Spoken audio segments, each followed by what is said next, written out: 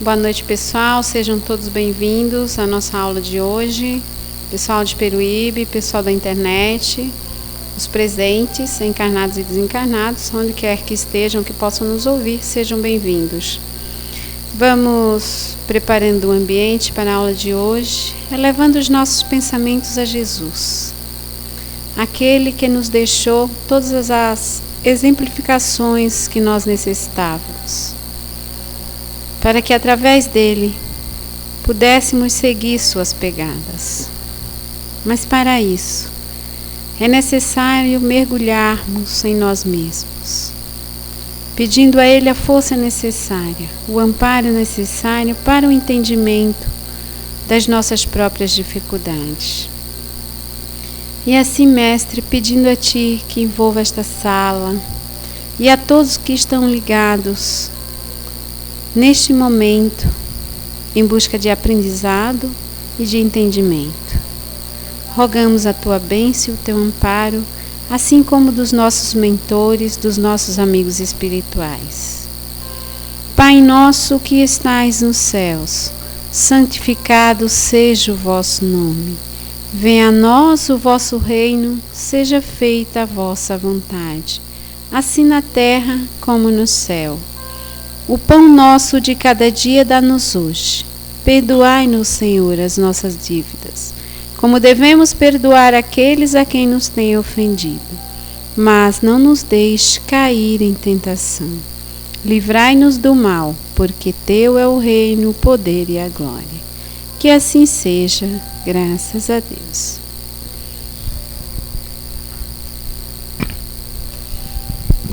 Vamos passar a lição de hoje, né? A lição de hoje, a mensagem é do Evangelho de Mateus, capítulo 20, versículo 22. Diz Mateus, se reportando a Jesus: Jesus, porém, respondendo, disse: Não sabeis o que pedis? Do livro Caminho, Verdade e Vida, psicografia de Francisco Cândido Xavier, Emmanuel faz seu comentário com o título Pedir, na lição 65. Diz Emmanuel: a maioria dos crentes dirige-se às casas de oração no propósito de pedir alguma coisa. Raro os que aí comparecem, na verdadeira atitude dos filhos de Deus, interessados nos sublimes desejos do Senhor, quanto à melhoria de conhecimentos, à renovação de valores íntimos, ao aproveitamento espiritual das oportunidades recebidas do mais alto. A rigor, os homens deviam reconhecer nos templos o lugar sagrado do Altíssimo, onde deveriam aprender a fraternidade, o amor, a cooperação no seu programa divino. Quase todos, porém, preferem o ato de insistir, de teimar, de se imporem ao paternal carinho de Deus, no sentido de lhe subordinarem o poder infinito. Pedichões inverterados abandonam, na maior parte das vezes, o traço reto de suas vidas, em virtude da rebeldia suprema nas relações com o Pai. Tanto reclamam que lhes é concedida a experiência desejada. Sobrevêm desastres, surgem as dores.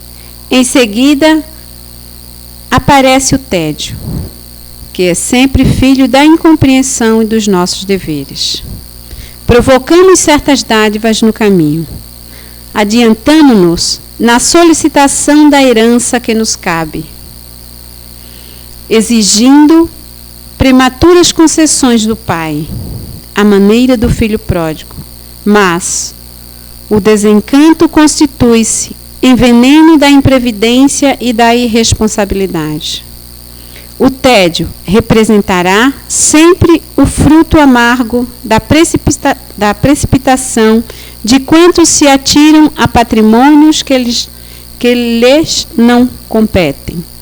Tenhamos, pois, cuidado em pedir, porque, acima de tudo, devemos solicitar a compreensão da vontade de Jesus a nosso respeito.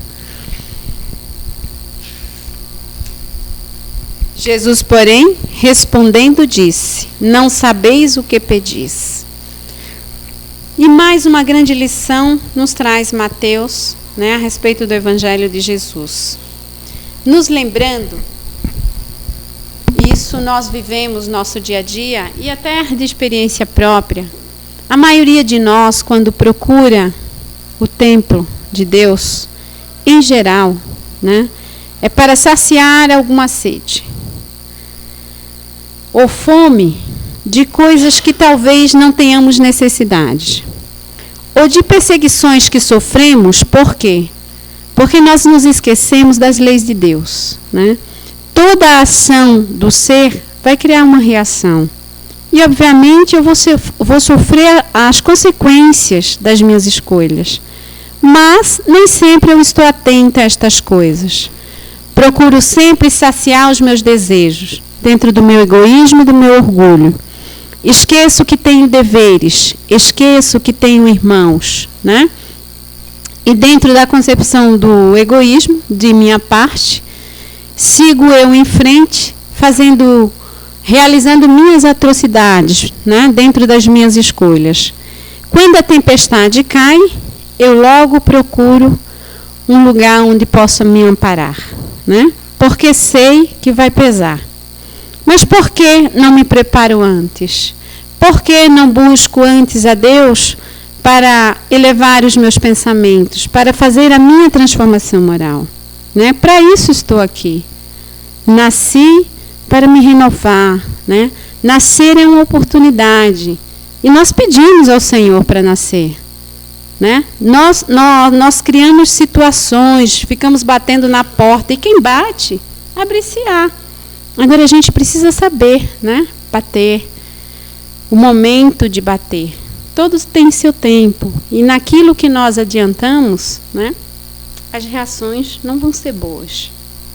Cabe a cada um de nós analisar. E para isso Deus nos criou, simples e ignorante, mas com as suas leis já em nossa natureza. Então nós somos conhecedores das leis divinas, mas abandonamos. Cabe a cada um de nós procurarmos a Deus. E dar a Deus o melhor do que nós temos, porque Ele nos dá sempre o melhor. Pensem nisso. Quando forem dar alguma coisa para Deus, que dê o melhor. É isso aí, pessoal. Vamos procurar nos reformar. Esse é o nosso trabalho. E vamos aqui lembrando a todos, a nossa campanha de Natal. E como nós nos reportamos sempre que fazemos alguma coisa para Deus, façamos agora. É um momento, é uma oportunidade, porque todos os dias Ele nos traz uma oportunidade de servirmos. E aí alguém pode dizer que tenho eu com isso, que tenho eu com a campanha do Natal, que tenho eu com o pobre que está necessitando. Mas eu também necessito, Não é só aquele pobre que lá está. Eu necessito de outras coisas e as recebo. E se o pobre precisa do alimento, eu posso levá-lo? Por que não? Acordem, despertem, venham. A porta está aberta. A gente está sempre batendo. Por que não pedir para ajudar? Por que não ajudar? Venham com Jesus. De que adianta celebrar o aniversário de Jesus se o aniversariante nada ganha? Nós vamos às lojas, fazemos festas, fazemos banquetes. Para quem?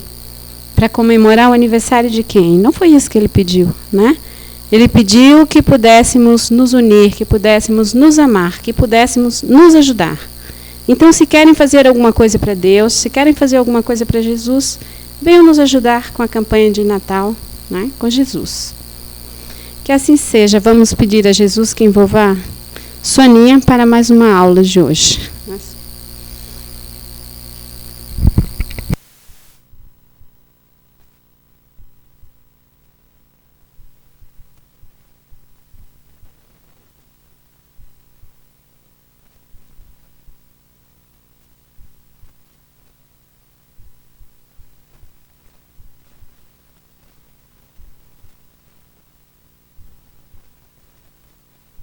Pronto, agora sim.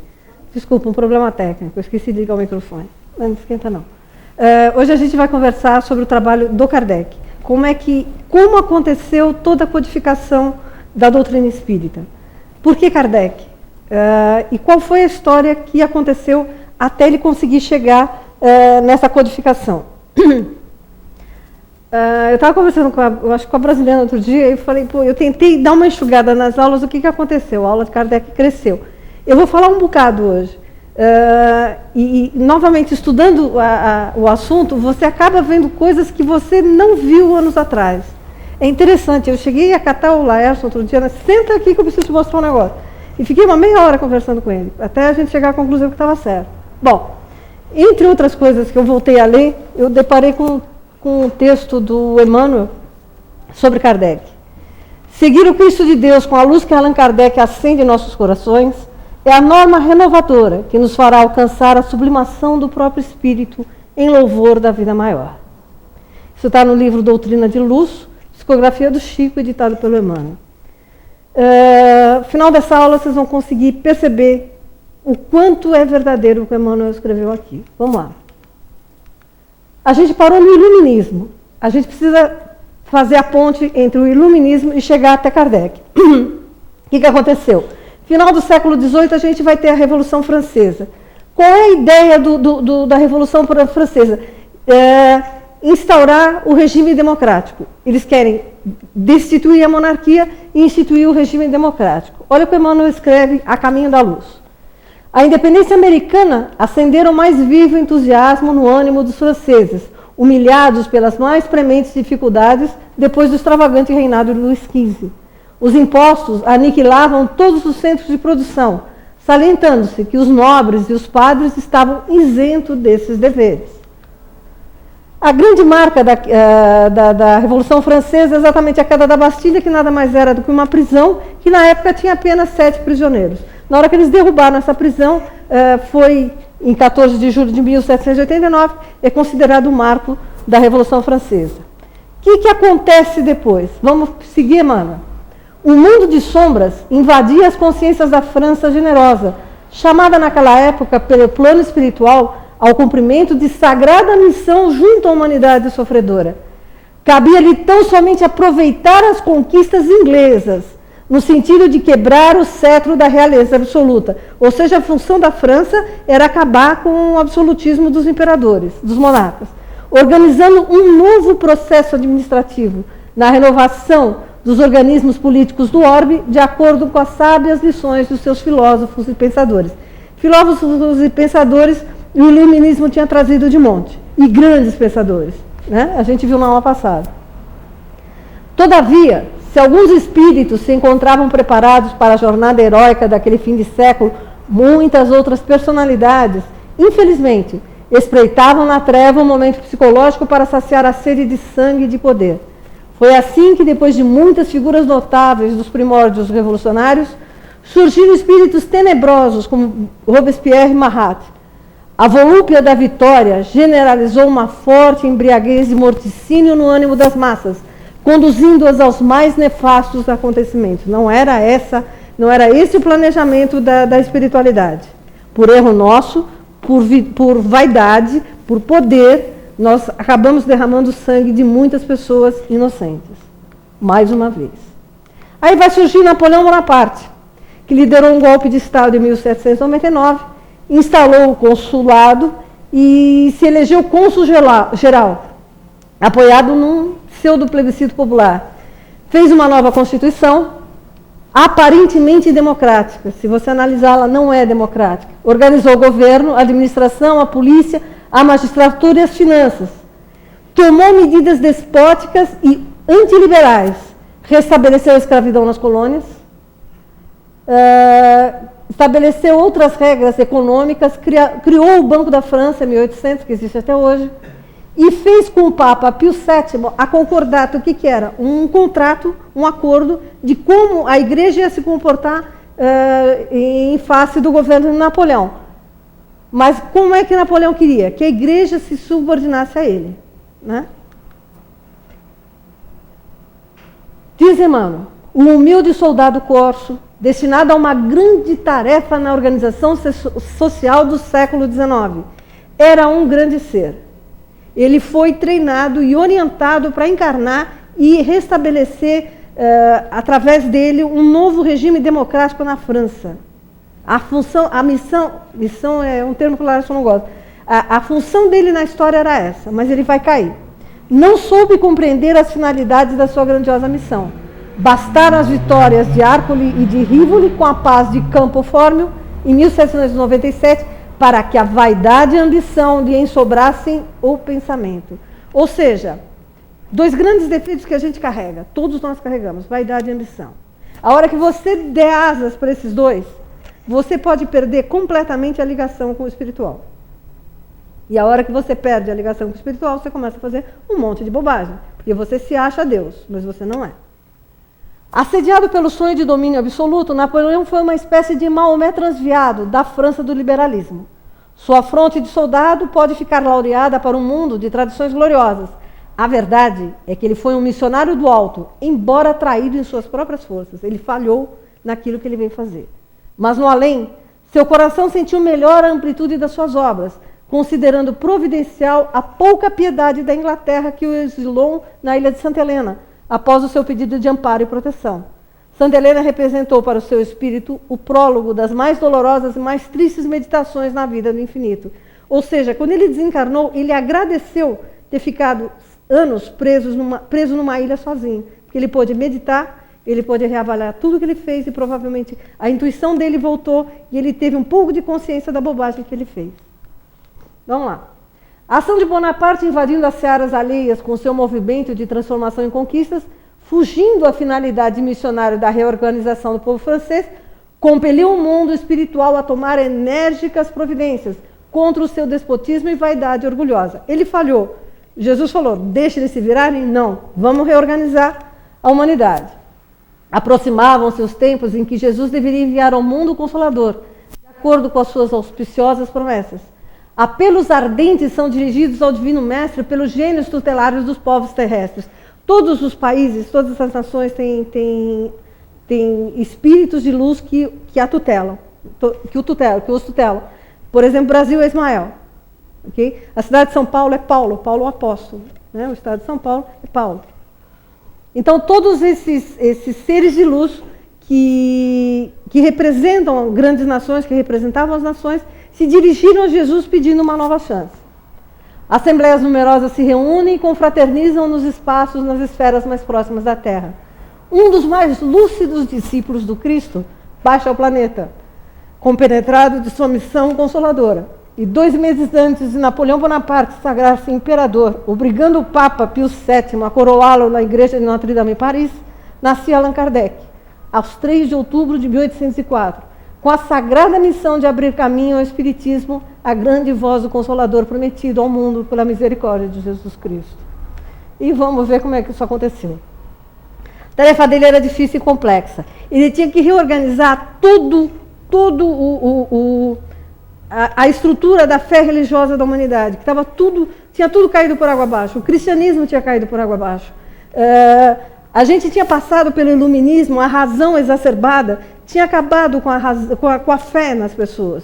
Não se via mais sentido em muita coisa que a Igreja Católica pregava. Então, o povo estava se materializando.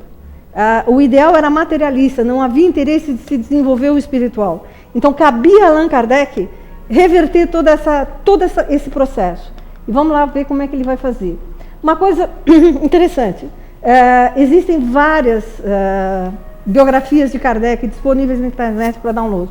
Uma das mais interessantes é do autor do Sherlock Holmes, agora fugiu o nome dele, daqui a pouco eu lembro. Daqui a pouco vem. É uma das mais detalhadas, é muito interessante, acho que está umas 100 e poucas folhas, e você consegue ler bem rapidinho. Vamos lá. Kardec vai nascer a 3 de outubro de 1804, na cidade de Lyon. O pai dele, ele nasceu como Denisard Hippolyte Laurent Rivail, às 7 horas da noite, filho de um juiz, magistrado, e de uma esposa que cuidava da casa. Ele nasceu na Rua Sala, número 76.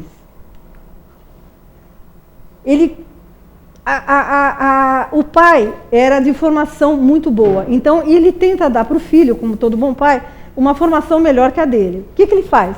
Ele põe o Rivail nas melhores escolas. Aí lá pelas tantas, quando esgota em Lyon o que ele podia aprender, o que ele vai fazer? Ele vai para Yverdon, que é na Suíça, e vai estudar com Pestalozzi. Pestalozzi, um grande educador que vai trazer um novo método de desenvolvimento da criança e do ser humano, né? E ele se torna um dos mais eminentes discípulos de Pestalozzi, ele vai trabalhar com Pestalozzi. Vamos lá. Linguista, conhecia a fundo e falava corretamente alemão, inglês, italiano e espanhol, e também o holandês, que é dificílimo, né? Eu achava que simplesmente o holandês era alguma coisa derivada do alemão, mas não é, uma coisinha um pouquinho mais complicada.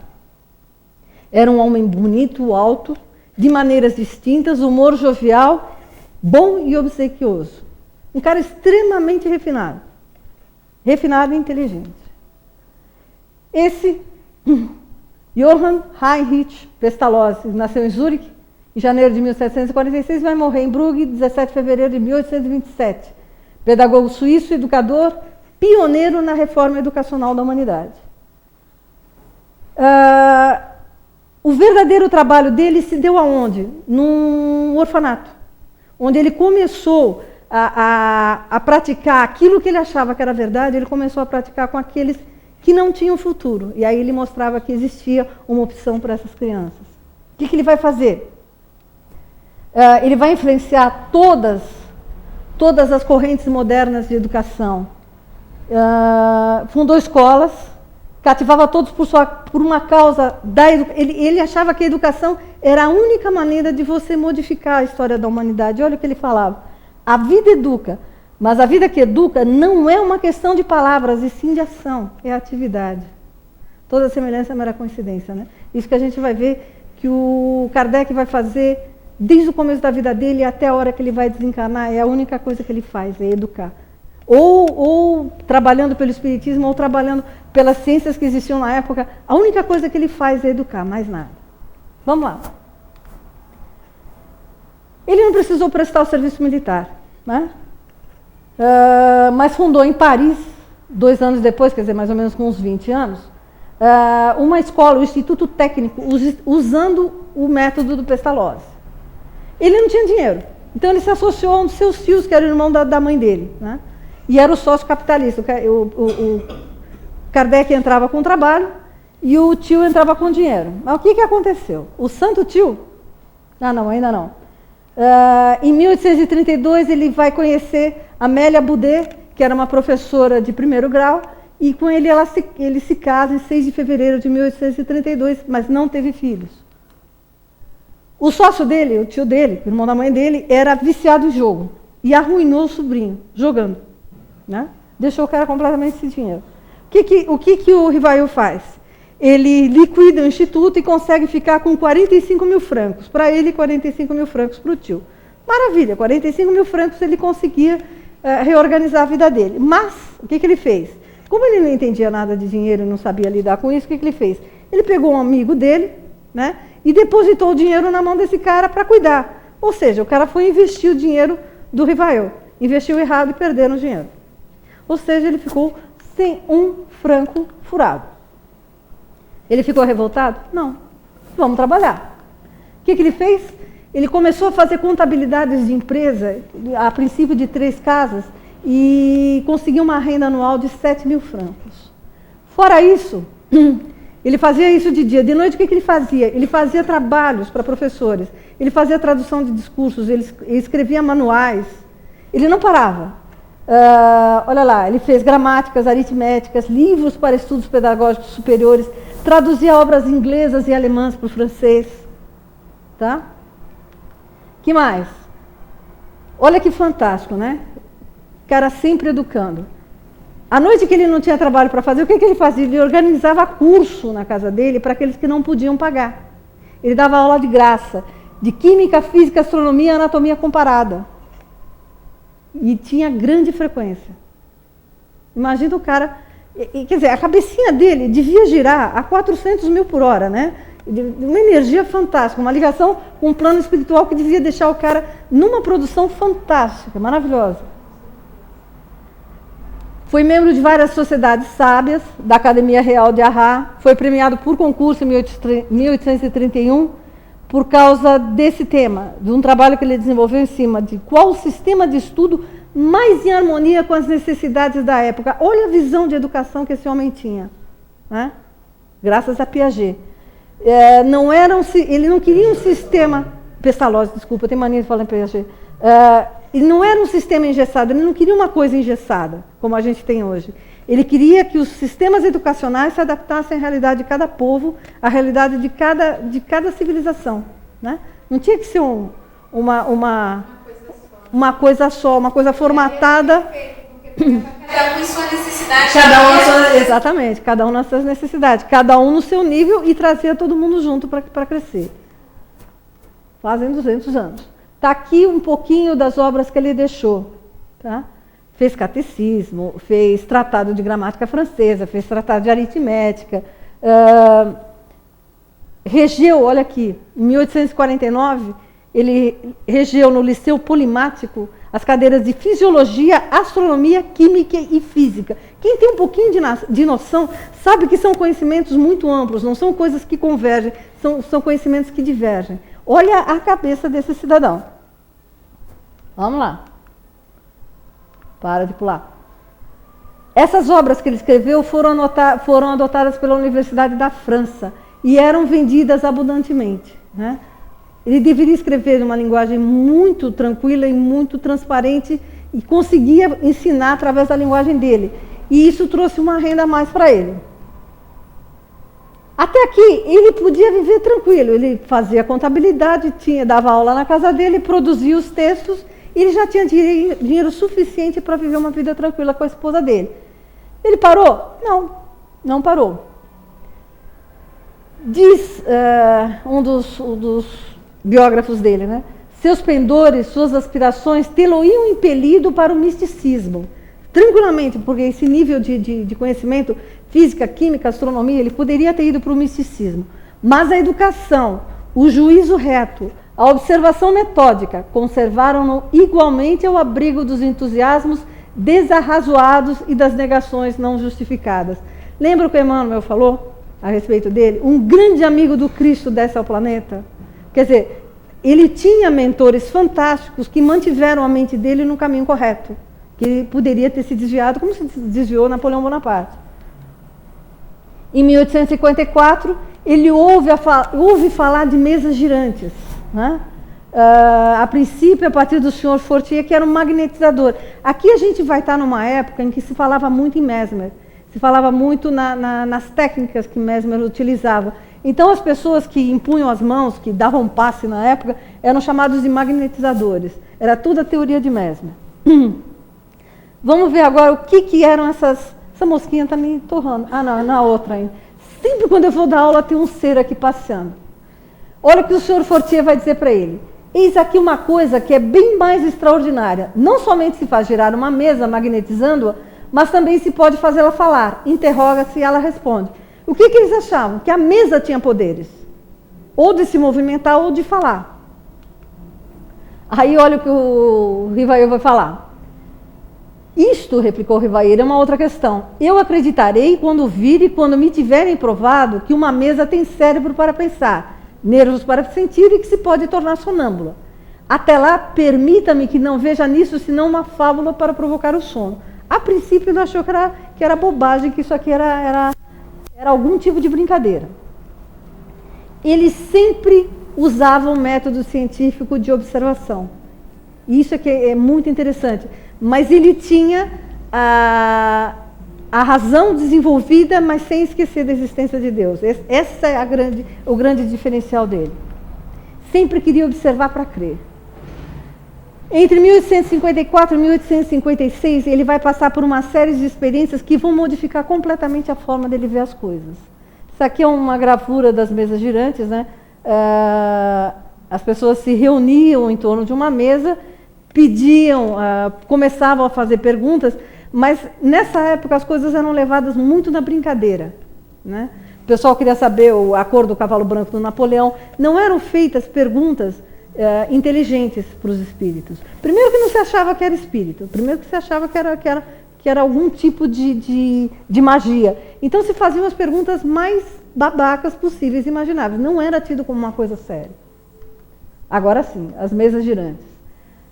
Aonde vai começar o espiritismo no mundo inteiro? No chamado caso das irmãs Fox, que aconteceu nos Estados Unidos. Em 1846, na cidade de Hydesville, isso aqui é perto de Nova York, no estado de Nova York, a família Fox, composta pelo Sr. John Fox, sua esposa e suas filhas, eram 6 filhos ao total. Tinha um rapaz, o resto tudo era menina. Margaret tinha 12 anos e Kate 9, elas foram morar lá. Tinha uma outra irmã um pouco mais velha do que essas duas, que era casada, mas que vai ter muita influência nesse trabalho. E tinha um outro irmão que ajudava também muito a família. Bom, vamos lá. O que aconteceu? No primeiro ano que eles foram para lá, em 1846, não aconteceu nada. Eles só ouviam alguns ruídos estranhos pela casa, tipo de arranhão nas paredes. Parecia que alguém passava a unha na parede e ouvia barulho. Em 1848, esses barulhos começaram a crescer e o pessoal começou a ficar assustado, porque tinha pancadas, arrastavam-se móveis e havia tremor nas camas. Começou a dar efeito físico, né? Você começou a ter uma mediunidade se manifestando com efeito físico, era a mediunidade das meninas. A família já estava querendo se mudar, porque começou a ficar assustada com o que estava acontecendo. Aí a Kate, que na época tinha 9 anos, a menorzinha, desculpa, a Kate estava já com 11 anos, começa a interrogar as pancadas. Que ela, na cabecinha dela, alguém está fazendo isso aqui, não sou eu, não é ninguém que está aqui dentro de casa, alguém está fazendo. Então ela vai começar a conversar. Então ela chama o cara de senhor pé rachado, faça o que eu faço. Ela bate 3 palminhas e o espírito responde com 3 pancadas. Aí a irmã de 14 anos vem e dá 4 palminhas, bate 4 palmas. O pé rachado vai lá e faz 4 pancadas. Aí a Kate, eles começaram a repetir a brincadeira, e aí a Kate vai falar o seguinte: mãe, eu já sei o que é, amanhã é 1º de abril e alguém quer nos fazer uma brincadeira. Essa é a fotografia da casa das meninas, em Hydesville. E olha o que a mãe vai fazer. A mãe fica invocada e vai fazer um teste com o espírito. Não sabia que era espírito, não sabia. Pediu que o senhor pé rachado desse a idade de todos os filhos dela. E ele deu a idade dos 6 filhos, um por um. Dava um intervalo, fazia as pancadas e dava a idade. Deu um intervalo maior e deu a idade de um menino que tinha morrido com 3 anos. Aí a mãe viu que realmente alguma coisa séria estava acontecendo aqui. Porque as crianças não iam lembrar disso e ela não tinha falado absolutamente nada. Aí começa um carnaval. As pessoas que moravam ao redor começaram a querer saber, bom, se elas conversam com os mortos, eu também quero conversar com os meus mortos.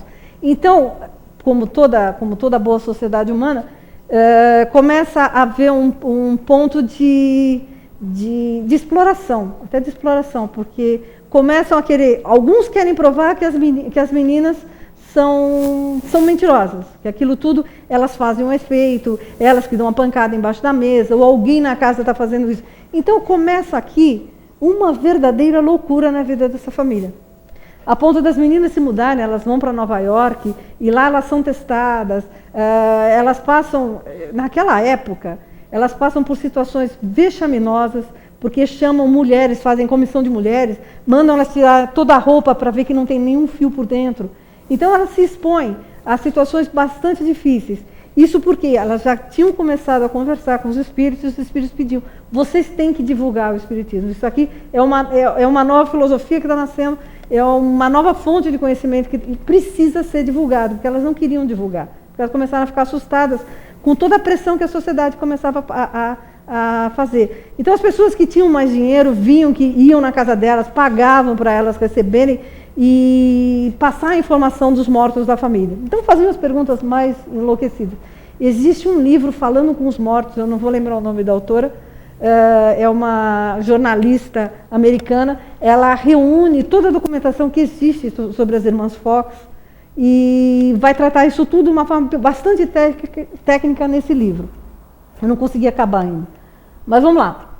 eles começaram a estabelecer algum método para conversar com esses espíritos, né?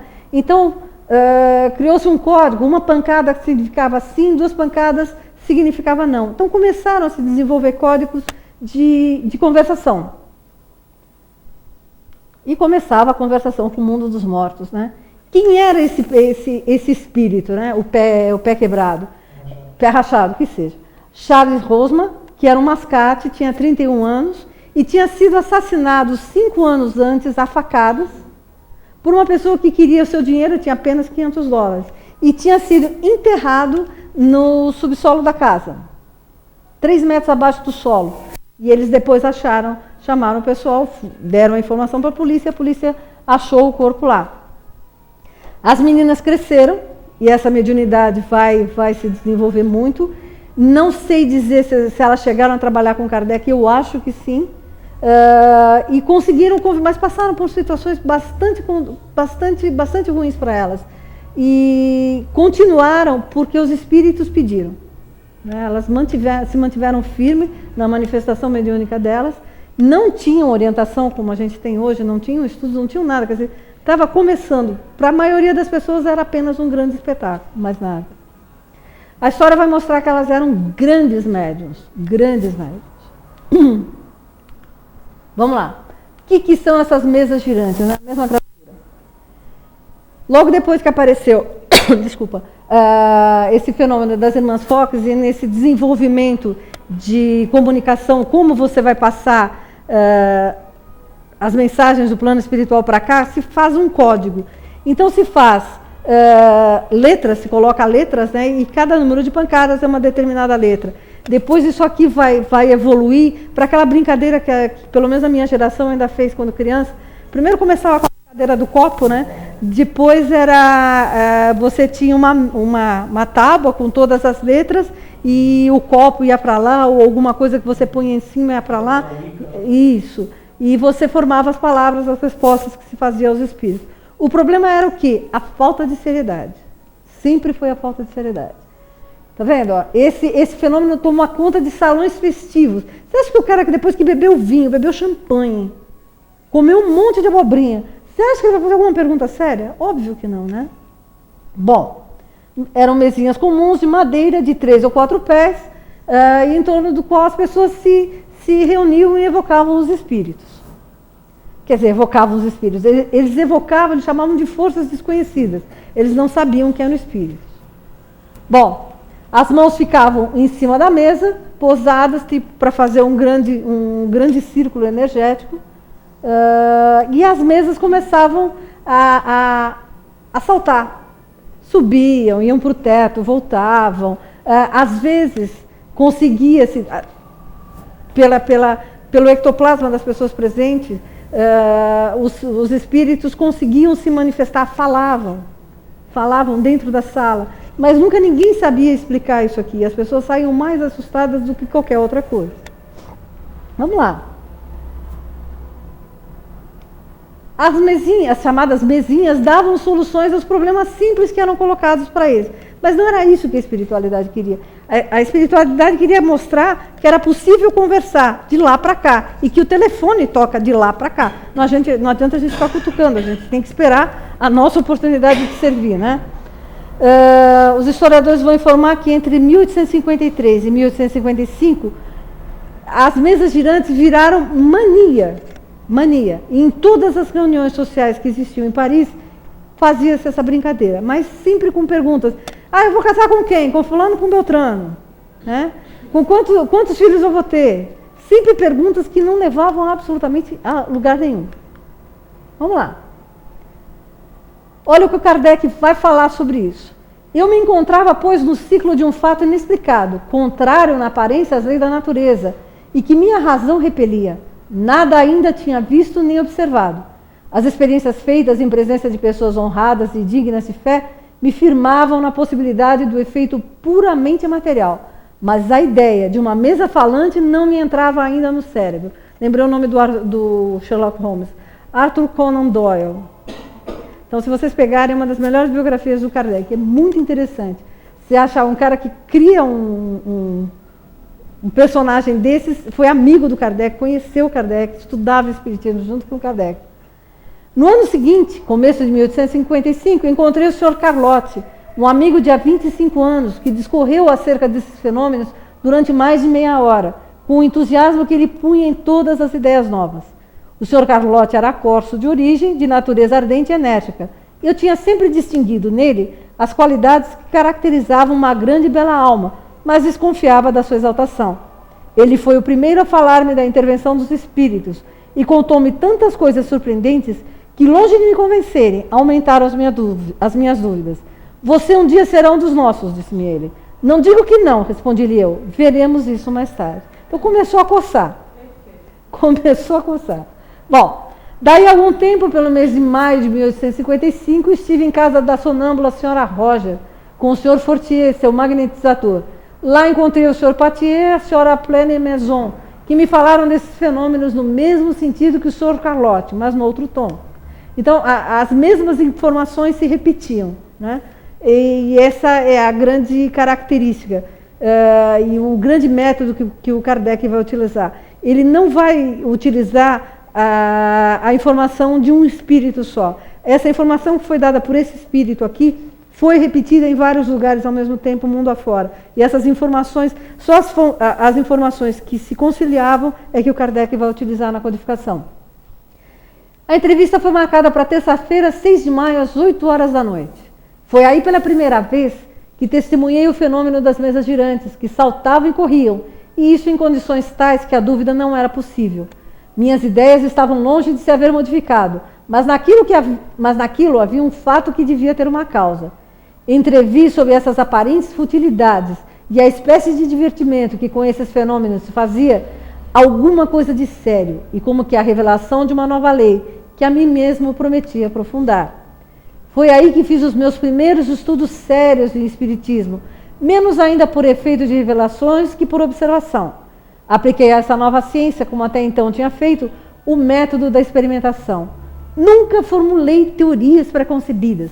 Observava atentamente, comparava, deduzia as consequências. Dos efeitos, procurava remontar as causas. E esse raciocínio ele vai seguir em toda a codificação. Pela dedução, pelo encadeamento lógico dos fatos, não admitindo como válida uma explicação, senão quando ela podia resolver todas as dificuldades da questão. Então, ele só aceitava qualquer teoria, qualquer ideia, se passasse pelo crivo da razão. Tá? Mas sem esquecer que ele acreditava em Deus. Né? Foi assim que sempre procedi em meus trabalhos anteriores, desde a idade dos 15 aos 17 anos. Compreendi desde o princípio a gravidade da exploração que ia empreender. Entrevi nesses fenômenos a chave do problema tão obscuro e tão controvertido do passado e do futuro, a solução do que havia procurado toda a minha vida. Era, em uma palavra, uma completa revolução nas ideias e nas crenças. Preciso, portanto, se fazia, agir com circunspeção e não levianamente, ser positivista e não idealista, para não me deixar arrastar pelas ilusões. Um dos primeiros resultados das minhas observações foi que os espíritos, não sendo senão as almas dos homens, não tinham nem a soberana sabedoria, nem a soberana ciência, que o seu saber era limitado ao grau do seu adiantamento, e que a sua opinião não tinha senão o valor de uma opinião pessoal. Essa verdade, reconhecida desde o começo, evitou-me o grave escolho, o grave obstáculo de crer na sua infalibilidade e preservou-me de formular teorias prematuras sobre a opinião de um só ou de alguns. Olha o raciocínio que ele coloca em cima das mensagens que ele recebe. E ele vai receber mensagem de Paulo de Tarso, de São Tomás de Aquino, e vai por aí fora, de Pedro. E a gente vai ver daqui a pouco um grande espírito que manda mensagem por ele. Quer dizer, ele não conversava com espíritos de baixa evolução. Na linguagem espírita, ele conversou com espíritos de altíssima escola, altíssima evolução. Né? E em cima deles, ele usou o método científico, ele usou a razão, e quando ele não entendia, ele questionava. Vamos lá. A essas informações colhidas nas obras póstumas de Allan Kardec, convém acrescentar o quê? Que ele, longe de ser um entusiasta, ele chegou a um ponto que ele quis abandonar tudo isso, porque quando ele se viu no meio de todas aquelas informações, ele olhou e falou, caramba, eu vou ter que estudar que nem um louco, né, até conseguir colocar tudo isso numa ordem lógica, passar pelo crivo da razão e conseguir escrever isso numa sequência, para daí poder começar a conversar com alguém ou com os próprios espíritos para ordenar todo esse conhecimento. Se vocês pegarem a biografia dele, quando ele esteve a ponto de os abandonar, ele recebe uma comunicação dos espíritos que falam mais ou menos assim para ele. Você vai aceitar o trabalho que a gente está te propondo? Sim ou não?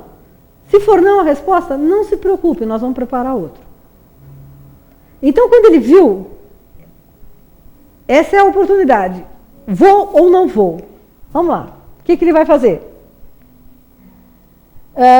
Vários membros, vários pensadores da época, né, Carlotti, René Taillandier, da Academia de Ciências, o Sardou, pai e filho, Didier, lembra que a gente falou do Didier na aula do Iluminismo, que ele tinha uma revista científica, ele e Diderot faziam uma revista científica, eles tinham mais de 5 anos de textos, de estudos que eles tinham feito em cima das manifestações espíritas.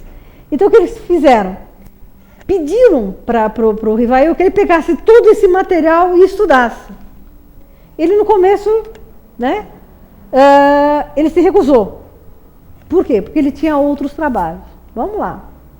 Uma noite, um dos seus mentores deu-lhe por um médium uma comunicação toda pessoal, na qual lhe dizia, entre outras coisas, que havia conhecido o Rivail numa outra encarnação anterior ao tempo dos druidas, na região das Galhas. E lá ele se chamou Allan Kardec. Que eles tiveram uma sólida amizade.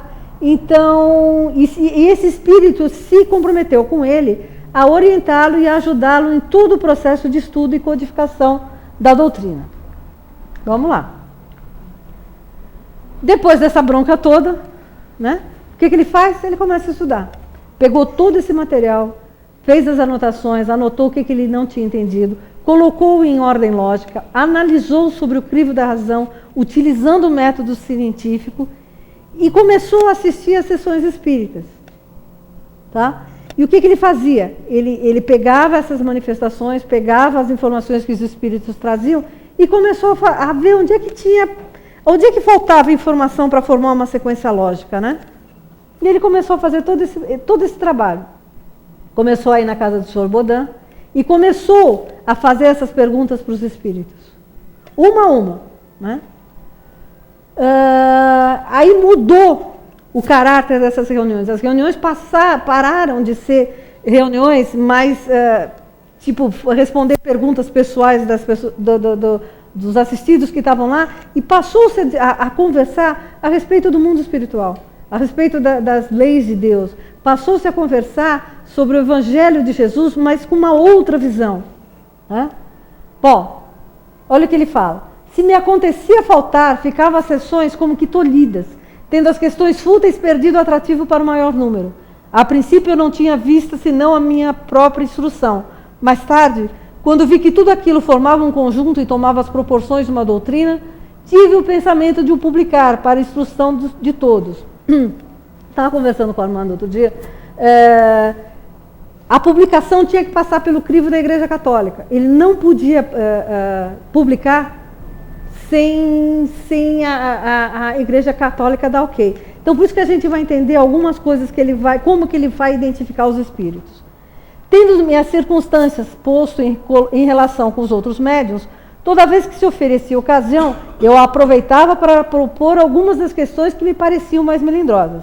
Foi assim que mais de 10 médiuns prestaram seu concurso a esse trabalho, 10 médiuns espalhados pela Europa. E foi da comparação e da fusão de todas essas respostas coordenadas, classificadas e muitas vezes refeitas no silêncio da meditação, que formei a primeira edição do Livro dos Espíritos, que foi publicada em 18 de abril de 1857. Em 26 de março de 56, na casa do Sr. Baudin, Kardec vai ouvir uns ruídos diferentes. Vai ouvir a explicação dos ruídos que ele tinha ouvido na casa dele. Né? Aí entra em contato através de um médium o chamado espírito de verdade. E esse espírito vai mostrar para ele que em todas aquelas anotações que ele tinha feito, em todos os estudos que ele tinha feito, página tal, parágrafo tal, tem um erro. Vá lá e conserte. Né? Aí ele foi lá e consertou, e depois que ele vai publicar o livro dos médiuns. O livro dos espíritos, aliás. Esse espírito se manifestou com muita frequência, nunca na casa dele, mas sempre em reuniões. Em 30 de abril de 56, essa médium Jafé foi a que deu a primeira informação para ele do trabalho, do tamanho do trabalho que ele iria realizar. Porque o que ele estava começando a fazer não era uma simples análise. Ele estava sendo um instrumento para passar para a humanidade aquilo que Jesus havia prometido há 2000 anos atrás. A 12 de abril de 1860, com esse médium Crozet, novamente ele recebe uma nova informação sobre o trabalho que ele tem que fazer, e depois também ele vai receber mensagens sobre o pseudônimo que ele deveria usar a partir daquele instante. Então ele passa a assinar toda a obra com o nome de Allan Kardec, que é uma encarnação anterior dele nos druidas, em que ele conviveu e foi muito amigo de um dos mentores. Vamos lá. Ele começou a se sentir pressionado por tudo que estava acontecendo, porque começou a pipocar um monte de manifestação. Porque abriu-se a porta do mundo espiritual. E os médiuns começaram a se manifestar. Tinha surgido a alma que ia colocar tudo isso de uma forma bonita, de uma forma simples, tranquila, que pudesse a humanidade estudar aquilo ali. Então, era a chance de se colocar uma grande informação para a humanidade. Então, começou a pipocar um monte de manifestação. Então, cada dia ele tinha que estudar mais. Bom, depois do Livro dos Espíritos, como começou a aparecer tanto texto, ele quis fazer um jornal espírita.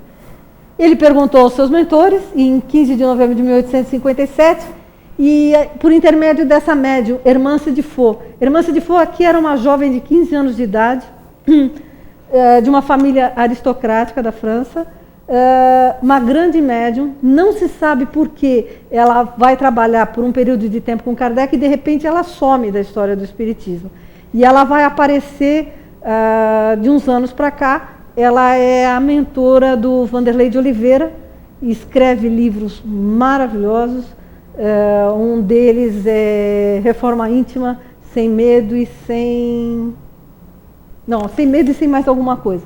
É um livro imperdível. Qualquer livro psicografado por Hermance de Faux é uma aula de cristianismo e de moral fantástico. Bom, Hermance de Faux vai passar a mensagem para ele e diz que não se preocupe, coloque esse plano de fazer um jornal espírita em execução.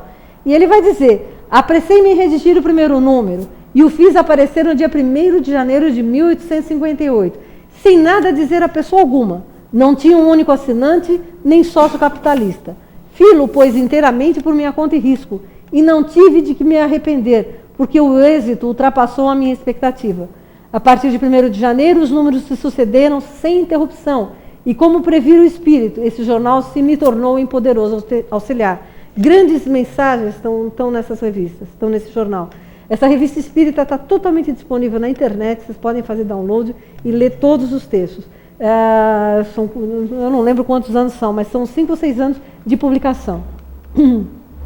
Nasceu assim a revista espírita. Oi? Até trouxe uma vez uma impressa. Foi, não, mas você faz download na internet, ele abre em Adobe tranquilamente. Vamos ver quem é ele. Um dos espíritos que conversou com ele chamou-se de Espírito de Verdade. Capítulo 6 do Evangelho segundo o Espiritismo, item 3. Se me amais, guardai os meus mandamentos. E eu rogarei a meu Pai, e ele vos enviará outro Consolador, a fim de que fique eternamente convosco, o Espírito de Verdade, que o mundo não pôde receber, porque o não vê e absolutamente o não conhece. Mas quanto a vós, conhecê-lo-eis, porque ficará convosco e estará em vós. Porém, o Consolador, que é o Santo Espírito, que meu Pai enviará em meu nome, vos ensinará todas as coisas e vos fará recordar tudo o que vos tenho dito. Está no Evangelho de João, capítulo 14, versículos 15 a 17 e 26. Na Gênese, escrita também pelo Kardec, capítulo 17, item 39. Qual deverá ser esse enviado? Dizendo, pedirei a meu Pai e ele vos enviará outro Consolador. Jesus claramente indica que esse Consolador não seria ele, pois do contrário diria, voltarei a completar o que vos tenho ensinado. Não só tal não disse, como acrescentou, a fim de que fique eternamente convosco e ele estará em vós. Essa proposição não poderia referir-se a uma individualidade, a um ser, visto que não poderia ficar eternamente conosco, nem ainda menos estar em nós.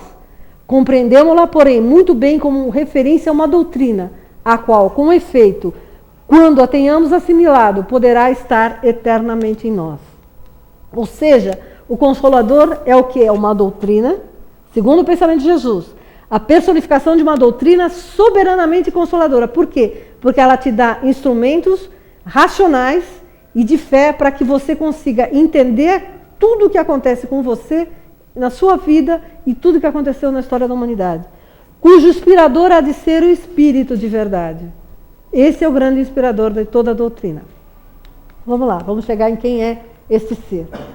Capítulo 7 do mesmo, item 7 do mesmo capítulo do Evangelho. Sou o grande médico das almas e venho trazer-vos o remédio que vos há de curar. Os fracos, os sofredores e os enfermos são os meus filhos prediletos. Venho salvá-los. Vinde, pois, a mim, vós que sofreis e vos achais oprimidos, e sereis aliviados e consolados. Não busqueis alhures, a força e a consolação, pois que o mundo é impotente para dá-las. Deus dirige um supremo apelo aos vossos corações por meio do Espiritismo. Escutai-o. Extirpados sejam de vossas almas doloridas a impiedade, a mentira, o erro, a incredulidade.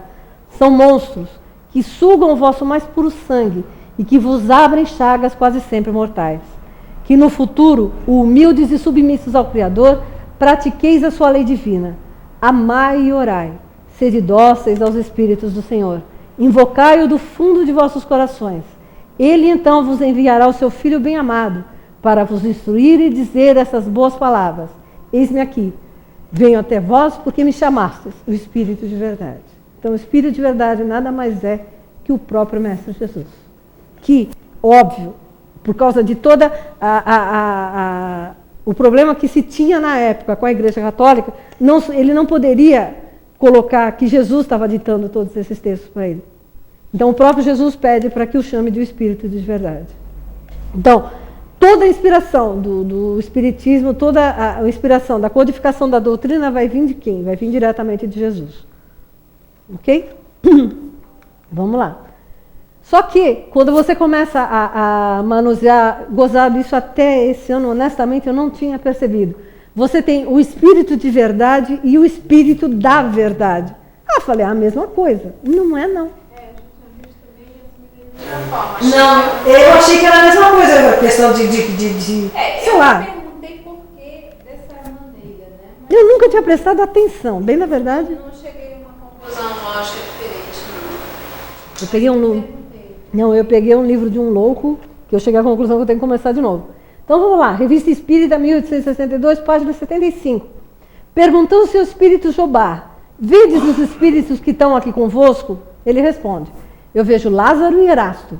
Depois, mais distante, o Espírito de verdade, planando no espaço. Depois, uma multidão de espíritos amigos que vos cercam, apressados e benevolentes. Na mesma revista, ao Espírito Sansão se fez a seguinte pergunta, não vedes outros espíritos? E ele responde, perdão, o Espírito de verdade, Santo Agostinho, Lamennais, Sonnet, São Paulo, Luís e outros amigos que evocais, estão sempre em vossas sessões. Numa comunicação de Lacordaire maravilhosa, era preciso, aliás, completar o que não havia podido dizer então, porque não teria sido compreendido. Foi porque uma multidão de espíritos de todas as ordens, sob a direção do Espírito de verdade, veio em todas as partes do mundo e em todos os povos, revelar as leis do mundo espiritual, das quais Jesus havia adiado o ensinamento, e lançar, pelo Espiritismo, os fundamentos da nova ordem social. Quando todas as bases lhe foram postas, então virá o Messias, que deverá coroar o edifício e presidir a reorganização com a ajuda dos elementos que terão sido preparados. Ou seja, o Espírito de verdade era Jesus. E sob o comando dele, uma pleiade de espíritos de luz, chamados Espíritos da Verdade, porque nem sempre os espíritos que se comunicavam se identificavam. Na maior parte das vezes eles não se identificavam. Eles mesmos falam, não é importante quem está aqui, é importante o trabalho que você está fazendo. Isso muitas vezes a gente pergunta qual é o médico, não interessa o trabalho, não interessa quem é que está aqui. Mas a gente tem uma curiosidade bem ignorante, né? Mas vamos lá. Então, por essa informação, o que a gente conclui? Que se trata de uma coletividade, de um grupo de espíritos que se predispôs a fazer esse trabalho sob a orientação do espírito de verdade, que é uma individualidade. Aí vem o testemunho do próprio Kardec. O espírito que ditou a comunicação acima é, pois, muito absoluto no que concerne à qualificação de santo, e não está, na verdade, dizendo que os espíritos superiores se dizem simplesmente espíritos de verdade, qualificação que não seria senão um orgulho mascarado sob um outro nome, e que poderia induzir em erros se tomado ao pé da letra, porque ninguém pode se gabar de possuir a verdade absoluta, não mais do que a santidade absoluta. A qualificação de espírito de verdade não pertence senão a um e pode ser considerado como nome próprio. Ela é especificada no Evangelho, que foi o texto que a gente viu. De resto, esse espírito se comunica raramente e somente em circunstâncias especiais. Deve-se manter em guarda contra aqueles que se apoderam indevidamente desse título. São fáceis de se reconhecer pela prolixidade e pela vulgaridade de sua linguagem. Revista Espírita, em 1866. Ok? Bom, chegadas a essas conclusões, Kardec vai afirmar mais uma vez: consoladora é uma doutrina soberanamente consoladora, qual seja o Espiritismo, cujo inspirador é o Espírito de verdade. Ok? Então, a promessa que Jesus fez na última ceia, um pouco antes de desencarnar, cumpre-se com a encarnação de Kardec. Bom, Kardec vai separar uma coisa da outra. Para ele fica muito claro o que é o Consolador, é a doutrina. Ele sabe que o Espírito de verdade é o mentor dele, é o Mestre Jesus. E ele sabe que o Espírito da verdade são espíritos que trabalham com Jesus e não importa o nome com o qual eles queiram se apresentar. Tem mais outras duas falas dele corroborando tudo isso. Assim, o Espiritismo realiza o que Jesus disse do Consolador prometido. Conhecimento das coisas, fazendo que o homem saiba de onde vem, para onde vai e por que está na terra. Atrai para os verdadeiros princípios da lei de Deus e consola pela fé e pela esperança. Capítulo 6, item 4 do Evangelho.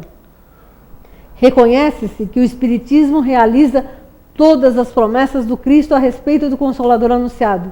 Ora, como é o Espírito de verdade quem preside ao grande movimento da regeneração, a promessa do seu advento se encontra realizada, porque de fato é ele o verdadeiro Consolador. Isso é o item 42 da Gênese. Então Kardec tinha a exata noção e identificação dos espíritos que estavam... Foi a água. Ainda bem que não tinha nada para molhar. Vamos lá. Em 1º de abril de 1858, ele vai fundar a Sociedade Parisiense de Estudos Espíritas, na Rua dos Mártires, com Hermance de Faux. Tá? Ela vai bancar esse trabalho. O salão tinha capacidade para 15 pessoas, mas ele reunia no mínimo mais de 30. Em setembro de 1860, Kardec começa a viajar pela Europa para difundir o Espiritismo. E existe um livro com todas essas narrativas. Ele começa então a trabalhar nos livros dos médiuns de janeiro de 1800, que foi publicado na primeira quinzena de janeiro de 1861, editado pelo senhor Didier e companhia, que era o mesmo aquele da enciclopédia lá de trás. Por que ele vai publicar o livro dos médiuns? Procuramos nesse trabalho, fruto de longa experiência e de laboriosos estudos, esclarecer todas as questões que se prendem à prática das manifestações. Ele vai estudar aqui, uma a uma, cada manifestação mediúnica, como ela acontece e por que acontece.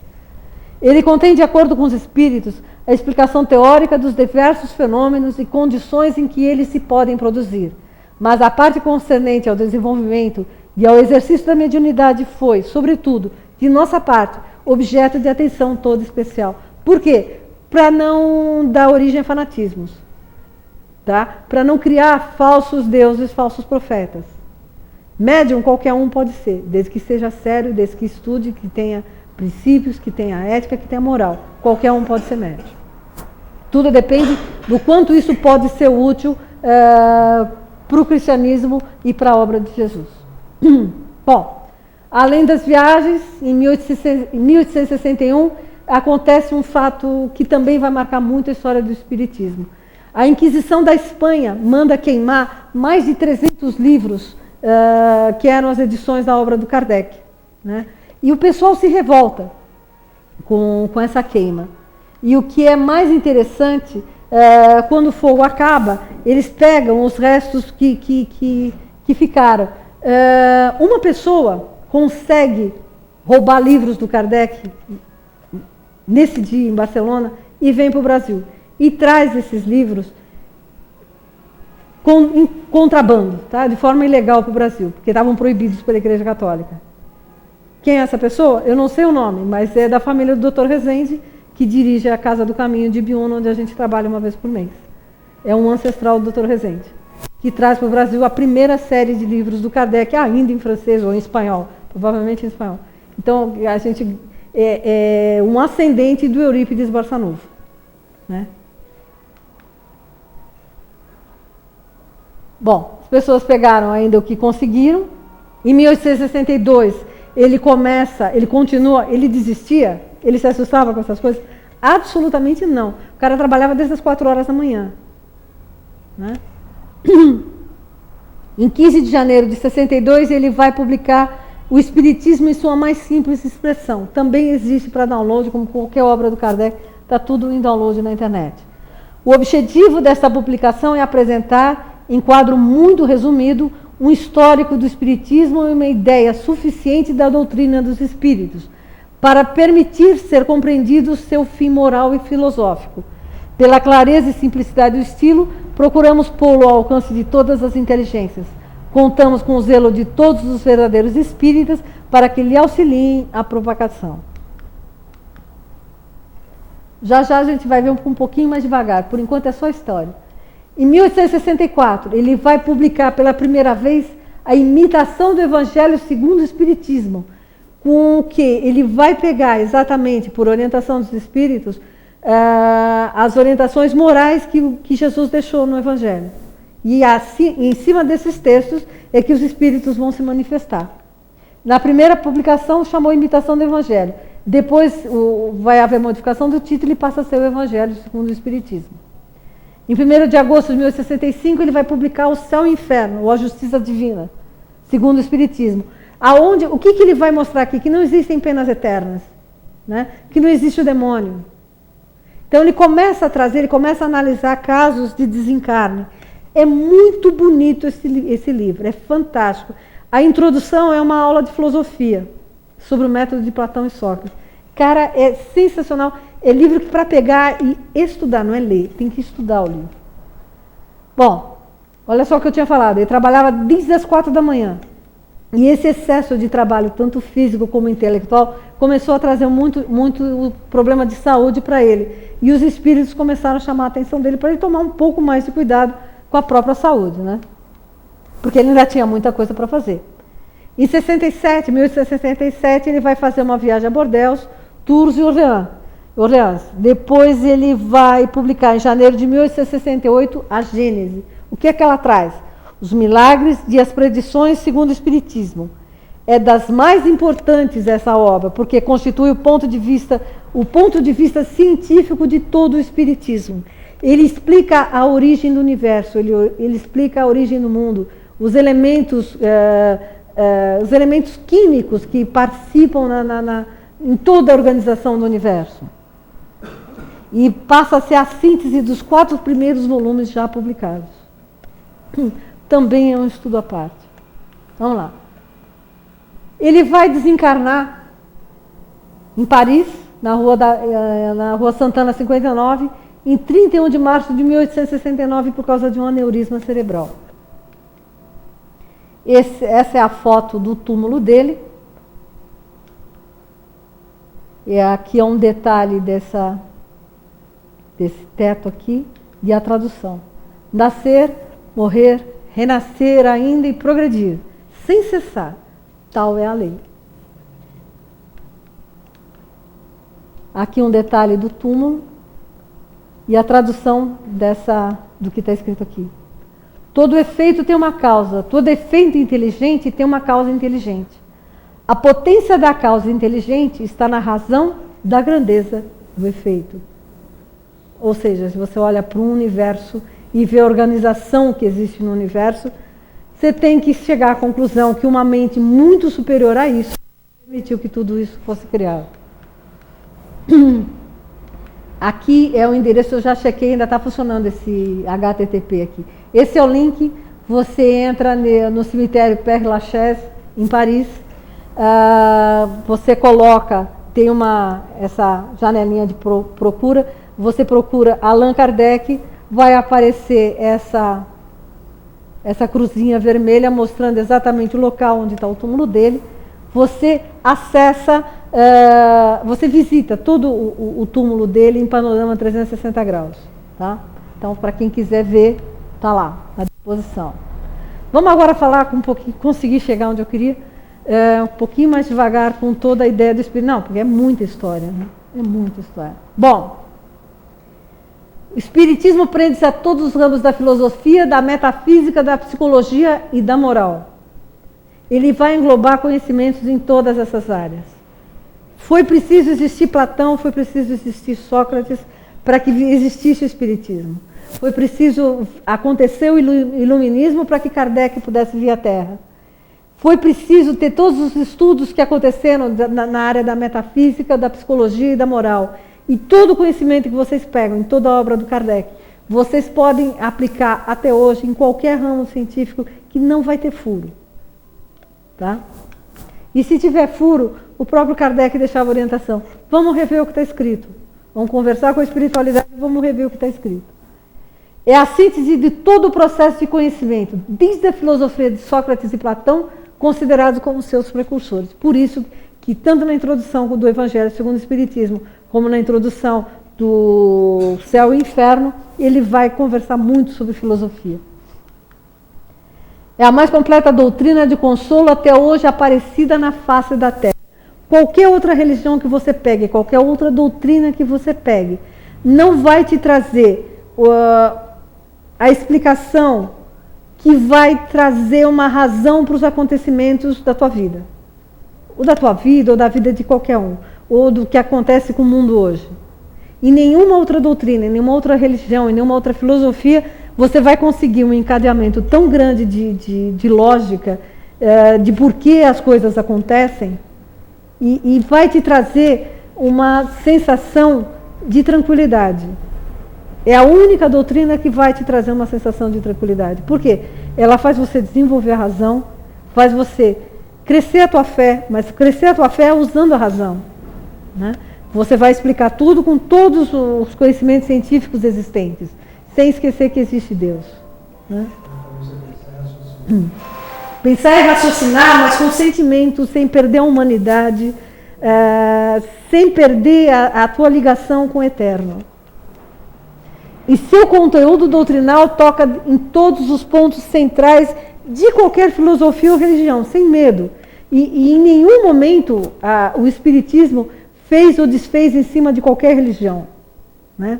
Foi preciso existir toda a história do cristianismo da forma que aconteceu para que viesse o Consolador, para que viesse uma doutrina que retomasse todo o estudo de Jesus, todo o estudo do conhecimento que o Cristo deixou, para que a humanidade falasse, escuta, moçada, vocês estão indo no caminho errado.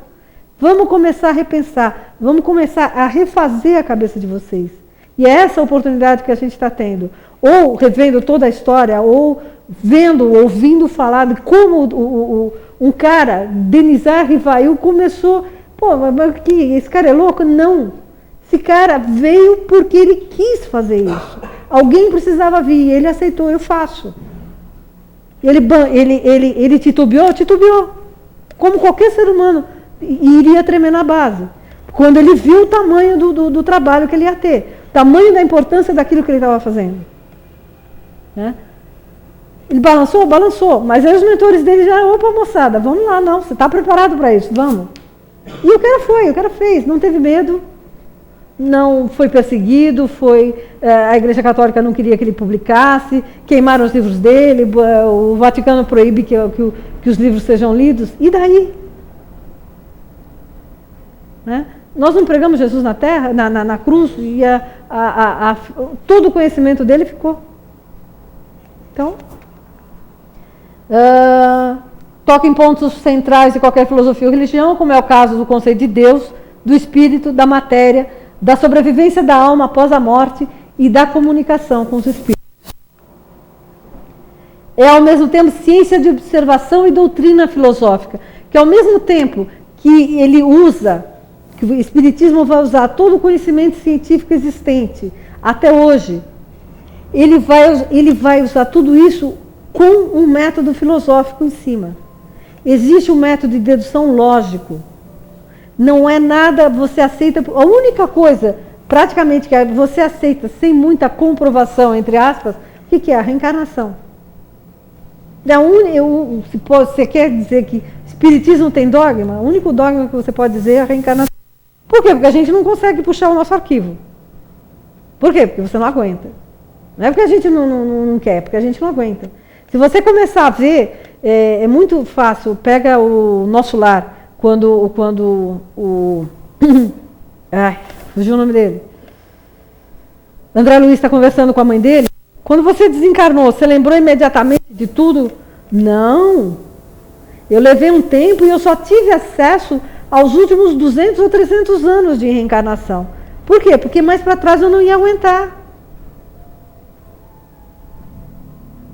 A gente não é criancinha, nós não estamos aqui pela primeira, segunda, terceira vez. Provavelmente a gente já veio de outros planetas, só fizemos um monte de bobagem e estamos aqui de novo. Né? Renascer, né? Recomeçar. O grande método de Descartes. Estamos recomeçando. Como é que é?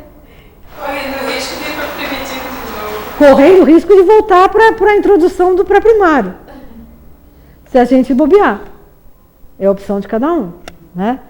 Mas, lembrem-se, nós estamos tendo uma chance de ouro. Nós estamos tendo uma oportunidade, primeiro de um bando de maluco vir aqui na frente e mostrar tudo isso para vocês.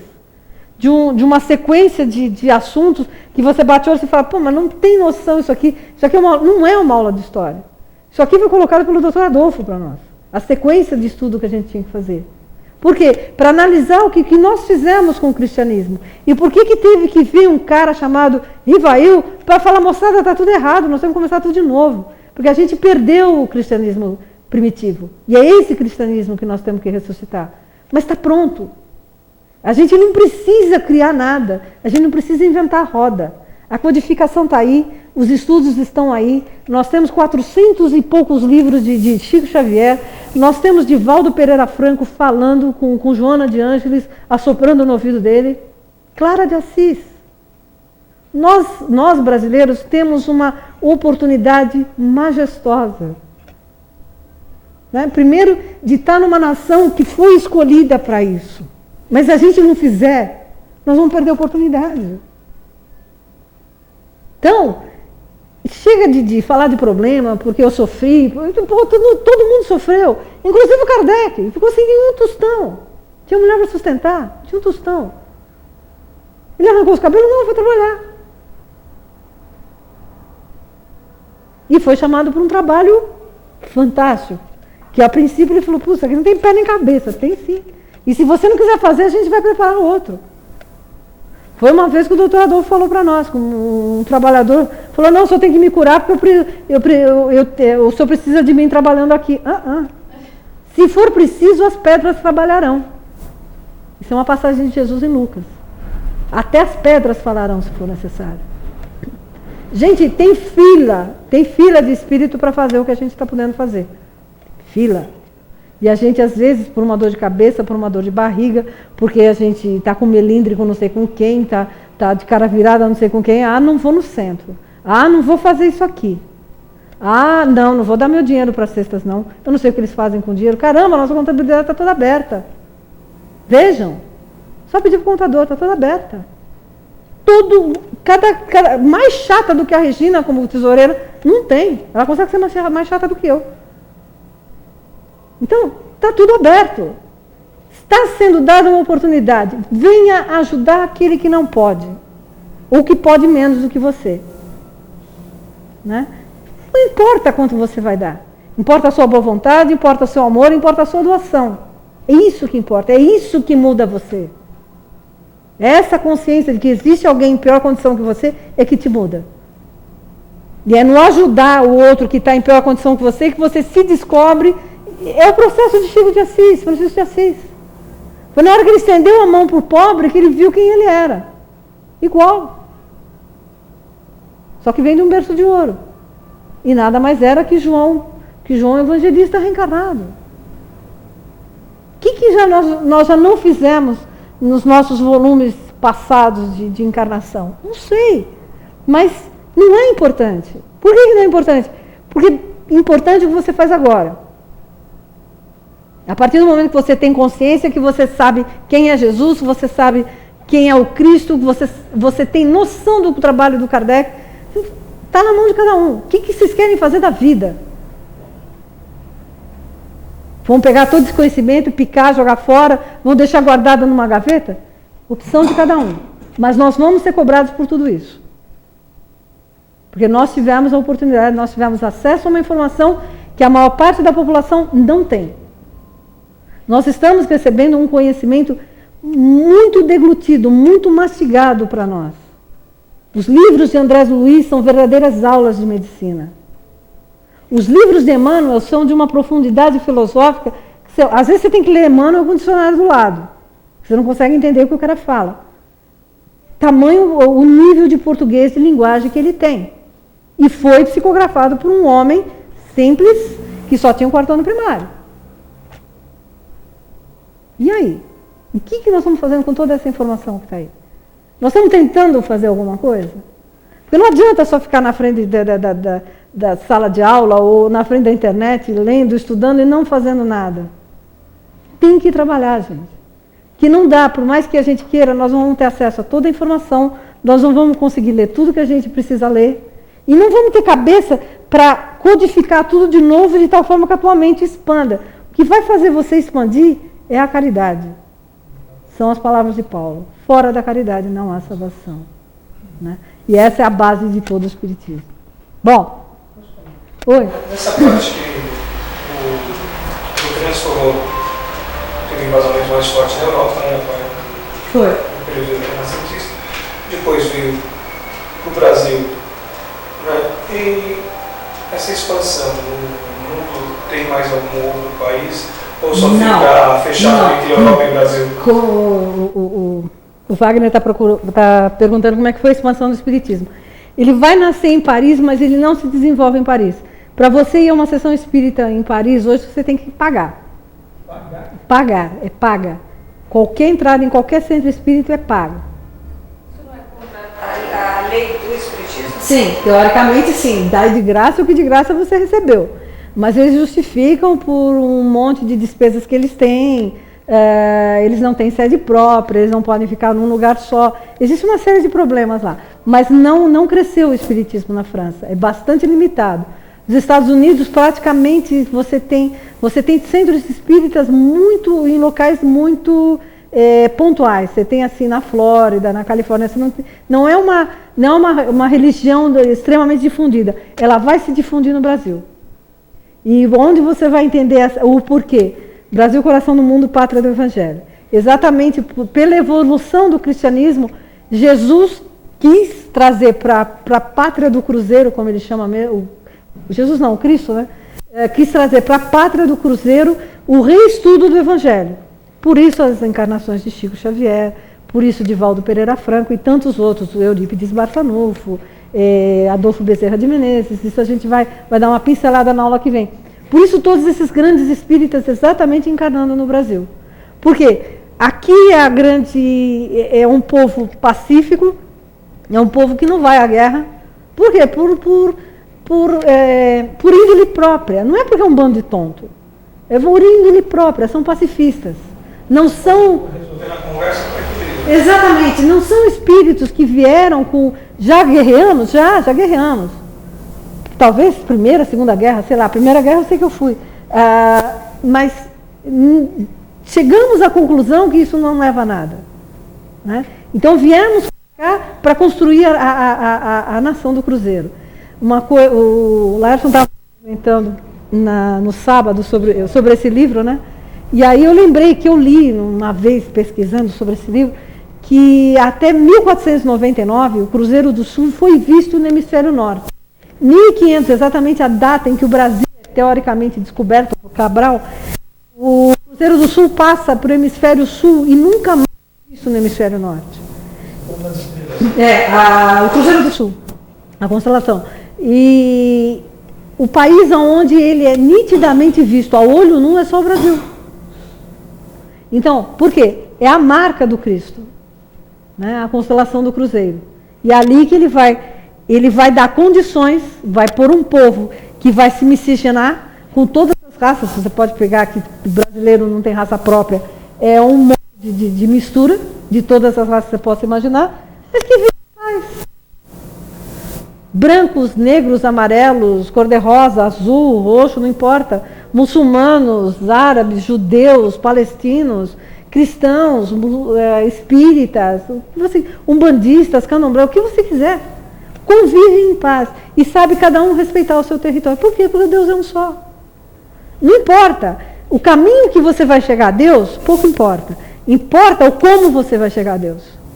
Você vai procurar o caminho que melhor o teu espírito se conduz.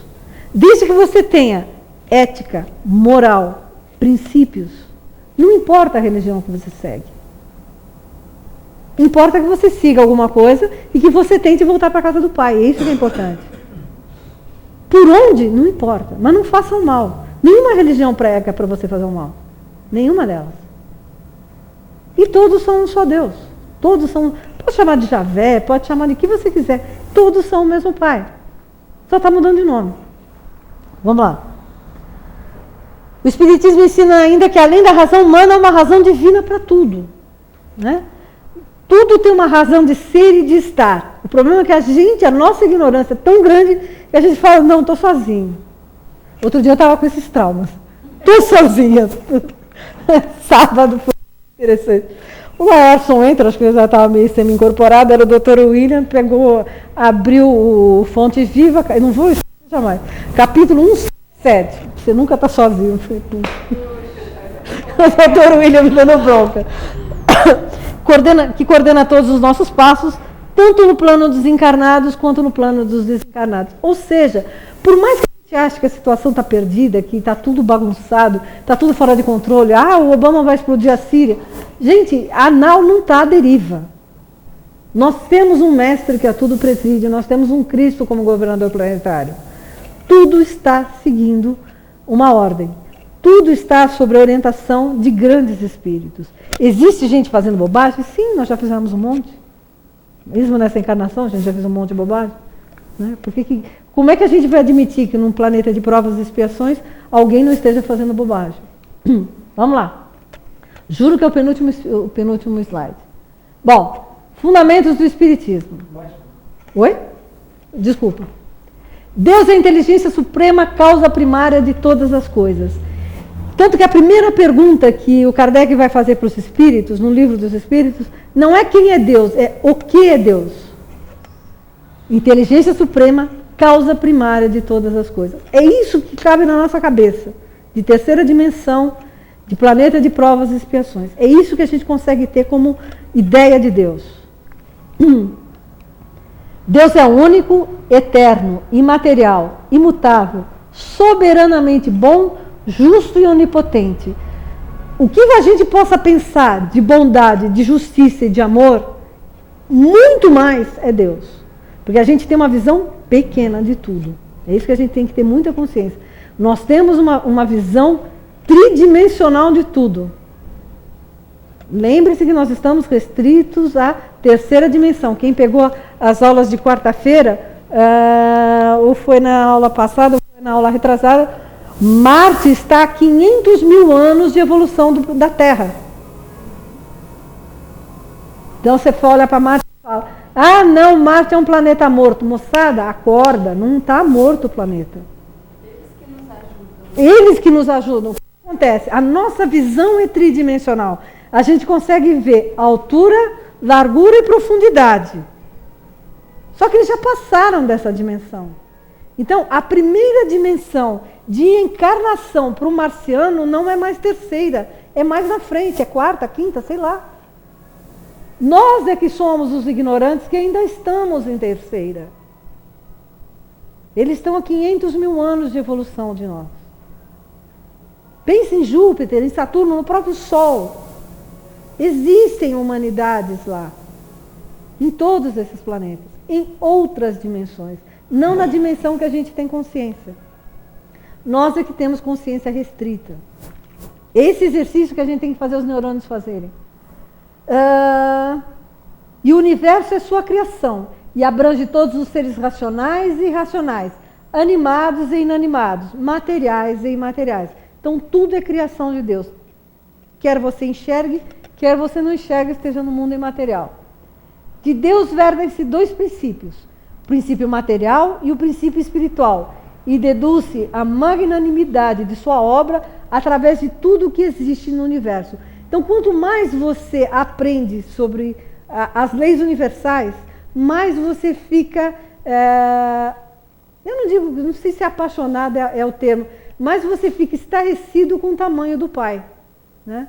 Uma vez eu tive essa conversa com o Dr. William lá no Resende. Ele começou a dar uma aula de astronomia universal, mas era assim, de eu parar na parede e as águas rolarem. Ele olhou para mim, o que é, Sônia? Eu falei, cara, você está me fazendo ter uma ideia do universo? Ele falou, não, você não está extasiada com o universo, você está extasiada com a grandiosidade do seu Pai. É que as águas pulam. Você começa a despencar. Como é que dá para imaginar o tamanho de Deus fazendo tudo isso? Por que um planeta tem anéis e o outro não tem? Por que nós temos uma lua e outros têm várias luas? Qual a função dessas coisas todas? O que nós estamos fazendo aqui exatamente? Por que eu ainda não tenho tamanho para evoluir em outro planeta? Onde estão os meus erros? Quais as oportunidades eu perdi de evolução nessas encarnações? Os planetas são redondinhos. Por força de gravitação. Aí uma vez eu perguntei, eu acho que era o Padre Zé Maria que estava dando aula para nós aqui uma quarta-feira. Que é a lei qual o fundamento da lei da gravidade? Ele olhou para a minha cara, Deus. Então, ou seja, nós não temos condição ainda de entender o que é a lei da gravidade. A física não explica a lei da gravidade. Como também não explica a teoria da relatividade mais. Não existe uma dedução matemática da teoria da relatividade. Sabe-se que é isso aqui, mas não se chega a essa forma. E em verdade é por causa da nossa condição, né? Ou seja, ou talvez esse conhecimento necessite de uma evolução espiritual um pouco maior da nossa parte, para que a gente tenha conhecimentos necessários para entender o que está ali. Talvez hoje, nas nossas condições, se nos dessem o conhecimento, a gente faria um mau uso dele. Então, provavelmente, por conta disso, a gente não recebe. Né? Mas vamos lá. Em outras palavras, é pelos efeitos que chegamos às causas. Assim, se o efeito for inteligente, a causa também o será. E é em cima desse pensamento que o Kardec vai direcionar todo o estudo que ele fez com os espíritos. Todinho. Ele vai analisar se Deus foi capaz de criar uma planta, uma pedra, um animal, um ser irracional, mas também criou o ser humano. Né? Que tamanho tem esse Deus? Né? Por isso que ele fala, inteligência suprema, causa primária de todas as coisas. O homem é um espírito temporariamente ligado a um corpo. E vai ter uma diferenciação. Toda vez que vocês pegarem a obra do Kardec, e espírito estiver com letra minúscula, isso quer dizer que o espírito está encarnado, é uma alma. Quando o espírito estiver com letra maiúscula, o espírito está desencarnado. Tá? Só é uma referência, assim como o espírito de verdade, da verdade, que eu achava que não era nada, isso também é uma referência. A alma é o espírito enquanto se encontra ligada ao corpo. Então, simplesmente a alma é o espírito encarnado. Mais nada. Isso são as definições para você conseguir entender toda a codificação. O espírito, compreendido como individualidade inteligente da criação, é imortal. O espírito é imortal. E nós vamos encarnando e reencarnando, encarnando e reencarnando, num processo de aprendizado, né? E que nem a gente passa na escola. Se a gente for um aluno bom, a gente passa adiante. Se a gente não for um aluno bom, a gente volta para trás, né? Estamos chegando ao final de uma era. São 2000 anos da era cristã. Ou seja, a separação do joio e do trigo. Cabe a cada um de nós decidir se você quer ser trigo ou se você quer ser joio. Você quer ser guindado a planetas melhores, você quer ser guindado a continuar trabalhando em planetas do mesmo nível de evolução, ou melhores do que a gente está hoje, ou você quer voltar, como voltou Adão e Eva, há não sei quantos milhões de anos atrás, para a idade da pedra lascada. Então aí os arquivos da biblioteca de Nag Hammadi trazendo a gênese do Adão, né? O desespero daqueles seres que vieram de Atlântida e tiveram que reencarnar na Terra em condições, para eles, subhumanas. Porque eles já viam de padrões de evolução muito mais altos. Mas a evolução era material. O avanço era material. Não havia avanço moral nem avanço espiritual. A reencarnação é um processo natural de aperfeiçoamento dos espíritos. É o único? Não. A hora que a gente sai daqui, nós vamos simplesmente ficar aguardando na fila para reencarnar de novo? Não, senhor. Tem quilos de trabalho para fazer, você tem quilos de curso para fazer, quilos de estudos para fazer. Vai parar. Existe descanso. Quem precisa descansar é o corpinho físico. O espiritual, bicho, tem que trabalhar. Porque é só assim que você progride. Se você não trabalhar, você não cresce. Os espíritos encarnados, chamados de vivos, e os espíritos desencarnados, chamados de mortos, podem se comunicar entre si através da mediunidade. A gente viu, com as aulas, que na época de Moisés isso já era verdadeiro. Mas naquela época foi necessário que as comunicações se fechassem, porque não existia evolução, não existia padrão psicológico, não existia moral naquelas pessoas para que a comunicação fosse aberta. O que acontece? Acabavam se evocando espíritos de baixa evolução. E não era essa a ideia. Não é essa a ideia. A ideia é você traz espíritos menos evoluídos para a orientação. Quem já veio nos trabalhos de desobsessão já viu. Você traz para a orientação. Os espíritos de alta evolução vêm para nos ensinar. Não é falar, você está fazendo isso de errado. A pluralidade dos mundos habitados, ou seja, a Terra não é o único planeta com humanidade. A gente seria muito egoísta pensar que Deus teria feito todo esse universo lindo e maravilhoso só para nós. Só para a gente ficar olhando para o céu no dia que não chove e falar, que bonito. Oi? Então, aí fica dando formato de bichinho, de coelhinho, de não sei o quê. Ok, para estudar, legal, bacana. Mas não se ache o Senhor e detentor do universo. Não somos. Não somos. Né? Muito cuidado com a nossa... A gente se embriaga com essas coisas. Esse que é o problema. Existe a lei de causa e efeito ligada à reencarnação. E ela define que recebemos na medida do que demos. Ou seja, a oração de São Francisco. Pai, permite que eu ame mais do que eu seja amado. Né? Que eu leve a luz onde existem as trevas. Na medida do que demos em existências passadas ou nessa existência. Ou seja, todos nós trazemos uma história. Boa ou má, não importa. Todos nós trazemos uma história. Foi má em algum ponto? Com certeza, senão a gente não estava num planeta de expiação. Somos grandes seres reencarnados. Não temos missão nenhuma especial. Não somos um novo Jesus Cristo reencarnado. Não somos um Gandhi, não somos nenhum grande pensador reencarnado. Nosso trabalho é bem pequenininho, mas é grande por quê? Porque nós temos que nos mudar, porque nós já erramos muito. Então para de errar. Fiz bobagem ontem? Fiz, então chega. Para. Dá um breque. E começa a andar com um pouco mais de cuidado. Começa a pensar mais no que você faz, no que você come, no que você lê, em tudo. Começa a pensar mais na tua vida. Aonde você vai se divertir, com quem você vai se divertir, o que você faz para se divertir. Né?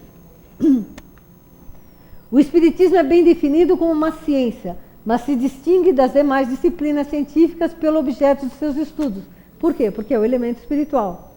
É isso que a medicina dos homens ainda não entende, mas que já já, segundo os Espíritos, vai começar a despertar. A doutrina espírita é uma corrente de pensamento, nascida nos meados do século XIX, que se estruturou a partir de diálogos estabelecidos entre Kardec e o que ele e muitos pesquisadores da época concluíram tratar-se de espíritos desencarnados, a manifestar-se através de diversos médiuns.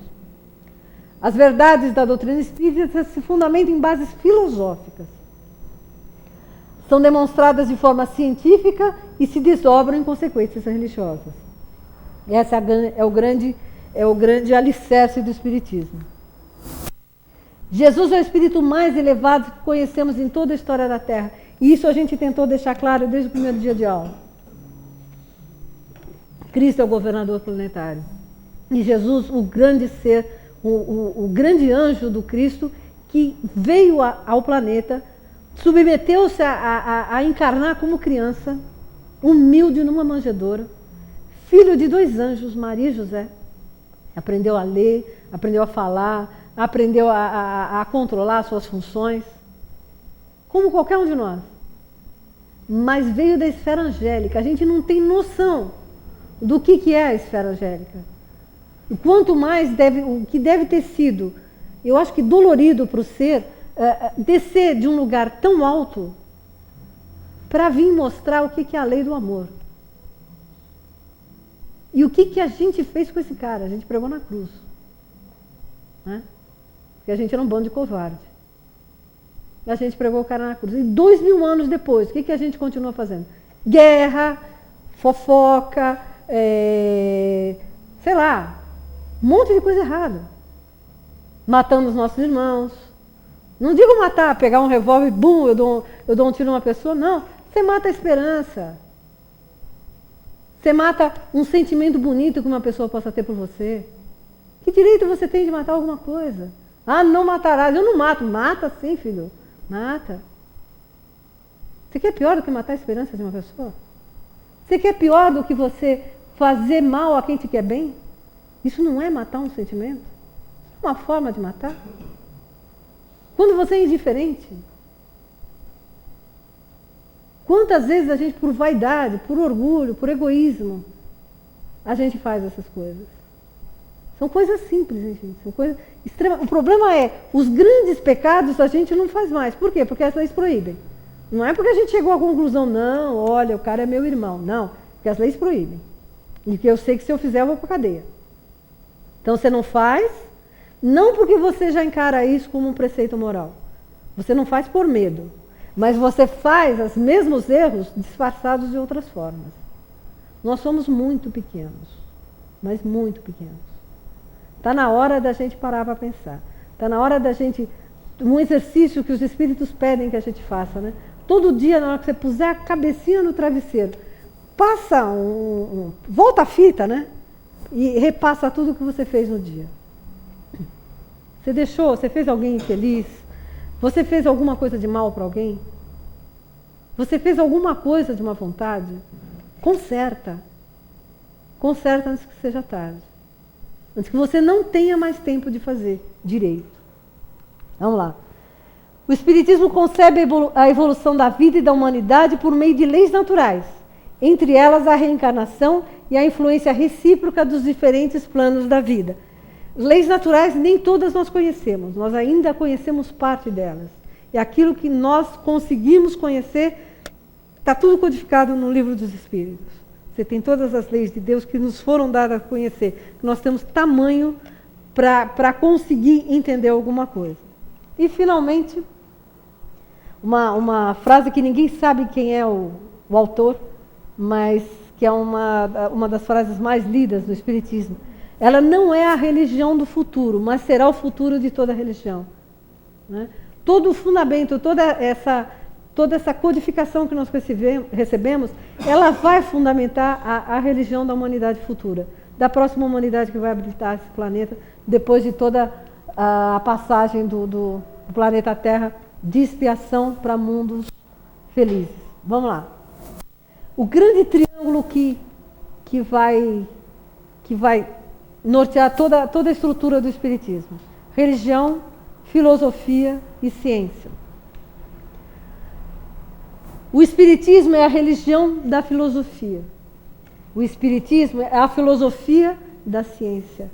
O Espiritismo é a ciência da religião. Sobre essa tríade, todo o conhecimento espírita foi passado para nós. Tá? Não vai haver, é a primeira doutrina que vai conseguir trazer junto a filosofia, a arte do saber e do pensar, junto com a ciência, sem perder a visão de Deus, sem perder o caminho de retorno à casa do Pai, sem perder o caminho que nos possibilita religar à fonte criadora. Porque nós perdemos essa ligação, pelos nossos erros, pela nossa ignorância, nós perdemos esse rumo. E aí um cara, 2000 anos atrás, falou: eu vou lá e vou ensinar essa humanidade. Eu vou ser o médium do Cristo planetário. Eu vou ser o médium do governador. E a hora que o governador quiser, vai passar toda a informação. Ele passou. Ele passou. O Kardec veio e reestruturou, refez, estudou tudo de novo, mostrou todo o conjunto do Evangelho do Cristo de uma maneira nova. Fora isso, quilos de amigos não cansaram de encarnar. E nós chamamos os caras de loucos, de videntes. Né? Então, moçada, está aí o trabalho, está aberto para todo mundo. A gente ainda tem milhões de textos para serem estudados. Existem praticamente toda a biblioteca de Nag Hammadi, quando a gente falou do Mar Morto, eu conversei isso com vocês, está aí para ser estudada à luz do Espiritismo, com toda a codificação. Quando eu digo por que a luz do Espiritismo, em cima dessa tríade, passando pelo crivo da razão, usando o conhecimento todo estruturado que os Espíritos já nos deram, a gente pegar esses textos e analisar quanto conhecimento está sendo colocado para nós. Criançada, senta e estuda. Por quê? Para jogar fora, escrever, jogar? Não, para vocês aprenderem, para nós aprendermos, para a gente. O grande intuito da gente é sair do lugar que a gente está e caminhar para frente. Chega de ser caranguejo e andar de lado. Né? Ou tentar andar para trás, como muitas vezes a gente já fez. Vamos andar para frente, mas juntos, né? Respeitando-se uns aos outros. O que o Jesus fala? O que o Kardec falava, né? Espíritas, amai-vos, primeira coisa. Segundo, instruí-vos. São os grandes 2 pontos. Não adianta eu me instruir se eu não amar. Então, primeiro eu tenho que amar. E foi o que Jesus tinha dito, né? Amarás o Senhor teu Deus sobre todas as coisas e ao próximo como a ti mesmo. Em nenhum momento, nenhuma palavra de Jesus foi desacreditada. Pelo contrário, o ordenamento só nos leva a cada dia mais a reconhecer em Jesus o grande disseminador de uma cultura eterna, de um conhecimento que pode mudar as nossas vidas, se a gente deixar. Quer dizer, a gente só fica no lugar que a gente está se a gente quiser. Mas o convite está feito, Jesus à disposição, zilhões de espíritos de luz querendo nos ajudar. A gente acha que não, mas quilos de espíritos de luz nos intuem, nos iluminam quando a gente está estudando, e não é pouca coisa. Você olha, como é que eu nunca vi isso aqui? De repente, um monte faz, parece pedrinha de quebra-cabeça, né? Faz clac, clac, clac, você fala, pô, mas é isso aqui? É isso aqui, uma coisa simples, tranquila e natural, como diz o Lala. Então, o convite está feito. Eu espero que todo esse estudo que a gente está fazendo, não vejam isso como uma grande aula de história, pelo amor de Deus. É uma retomada de um processo histórico. Para quê? Para retomar o conhecimento de Jesus no Evangelho primitivo. Né? O conhecimento primitivo deixado por Jesus. E que os Espíritos vão trazer de uma forma fantástica para nós. Espíritos que podiam estar tranquilamente trabalhando no mundo espiritual e falando, deixa essa criançada crescer. Não, se predispõe a se colocar para a gente como professores, como orientadores, como grandes irmãos. Que eu ouvi do Padre Zé Maria uma vez, né? Continua a caminhar, porque um dia nós vamos te orientar em outros jardins. Então, sei lá, o convite está feito. Eu espero, o que a gente pode pedir é coragem, né? Coragem para poder nos modificar, coragem para estudar, coragem para trabalhar, acima de tudo para trabalhar. E como ainda faltam uns 7 minutos para acabar, voltar com, antes que o Felipe me assuste de novo, ele me assustou na aula passada, pedir a vocês, novamente, nós estamos fazendo talvez o trabalho mais importante dessa casa, que é entregar cestas de Natal. Por que é o mais importante? Porque nós vamos, uma vez na vida pelo menos, uma vez por ano pelo menos, fazer aquilo que Paulo tanto nos ensinou, né? Fora da caridade não há salvação. Nós vamos ajudar quem a gente não conhece, que a gente não sabe nem quem é, não importa nome, não importa onde está, não importa. São irmãos nossos que, por razões que não nos cabe analisar, nem julgar, estão numa situação inferior econômica, social, talvez por problemas de outras encarnações. Mas nós também não sabemos que bobagem nós já fizemos. Mas não importa, são filhos do mesmo pai. São irmãos do mesmo mestre. Então, estamos sendo convidados por espíritos de alta evolução, de alta escola, como a doutora Adolfo, como a doutora William, a participar desse trabalho. Participar desse trabalho é pôr a mão no bolso? É pôr a mão no bolso. Mas não é para você pegar o seu salário e depositar na conta do IECIM. É para você dar aquilo que você pode. Se cada um der uma quantia, por menor que seja, a hora que a gente junta, dá um montão e a gente consegue entregar um monte de cestas, né? Junto com esse dinheiro vai o teu amor, vai a tua boa vontade, vai a tua esperança de um mundo melhor. Num gesto pequenininho, né? Mas pode ser feito por qualquer um de nós. Não importa quanto você doe, importa que você entenda o tamanho desse trabalho, entenda a importância desse trabalho. Nós já estamos sendo procurados por pessoas pedindo para fazer o cadastramento. A gente ainda não abriu o cadastramento porque nós não sabemos ainda quantas cestas nós vamos ter condição econômica de doar, porque infelizmente nós dependemos de dinheiro. Temos parceiros fantásticos que nos ajudam nesse trabalho, mas nós precisamos de dinheiro para pagar esses alimentos. Oi? Você falou bem agora do cadastramento, né? Algumas pessoas, elas me perguntaram, mas vocês distribuem aleatoriamente? Nós não distribuímos aleatoriamente. Nós cadastramos as famílias, nós pegamos o RG das pessoas, nome, endereço, telefone para contato, damos uma senha de cadastramento, a pessoa vem no dia, ela assina o cadastramento dela, a pessoa vem com o RG no dia e a senha, e só com essa comprovação é que nós entregamos as cestas. Tá? Nós já tivemos várias vezes, por vários anos nós já tivemos doação da Conab, prestamos conta, nunca tivemos problema absolutamente nenhum, com nenhuma doação. Então todas as doações estão cadastradas, os arquivos existem, estão abertos para todo mundo. Tá? O ano passado foram 10 mil famílias. Nós queríamos entregar 13 e não conseguimos. Foi falta de procura.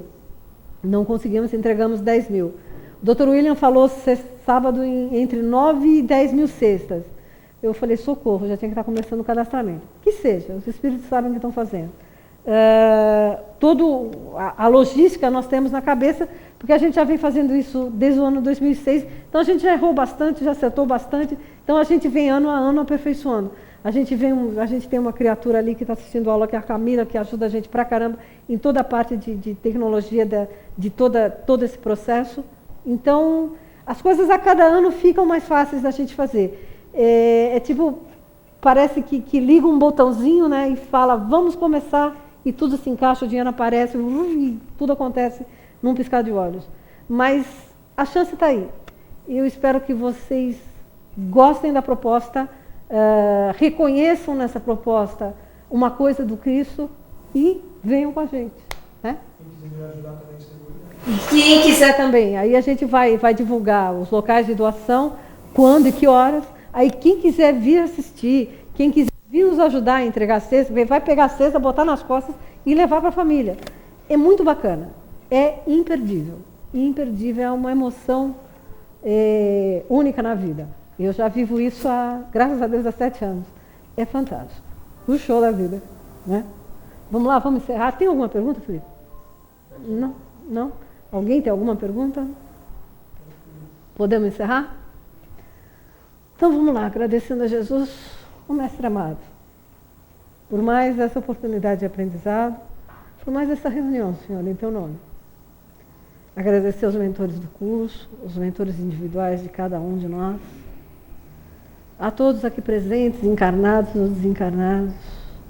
Obrigada pelo apoio, pela intuição, pela orientação.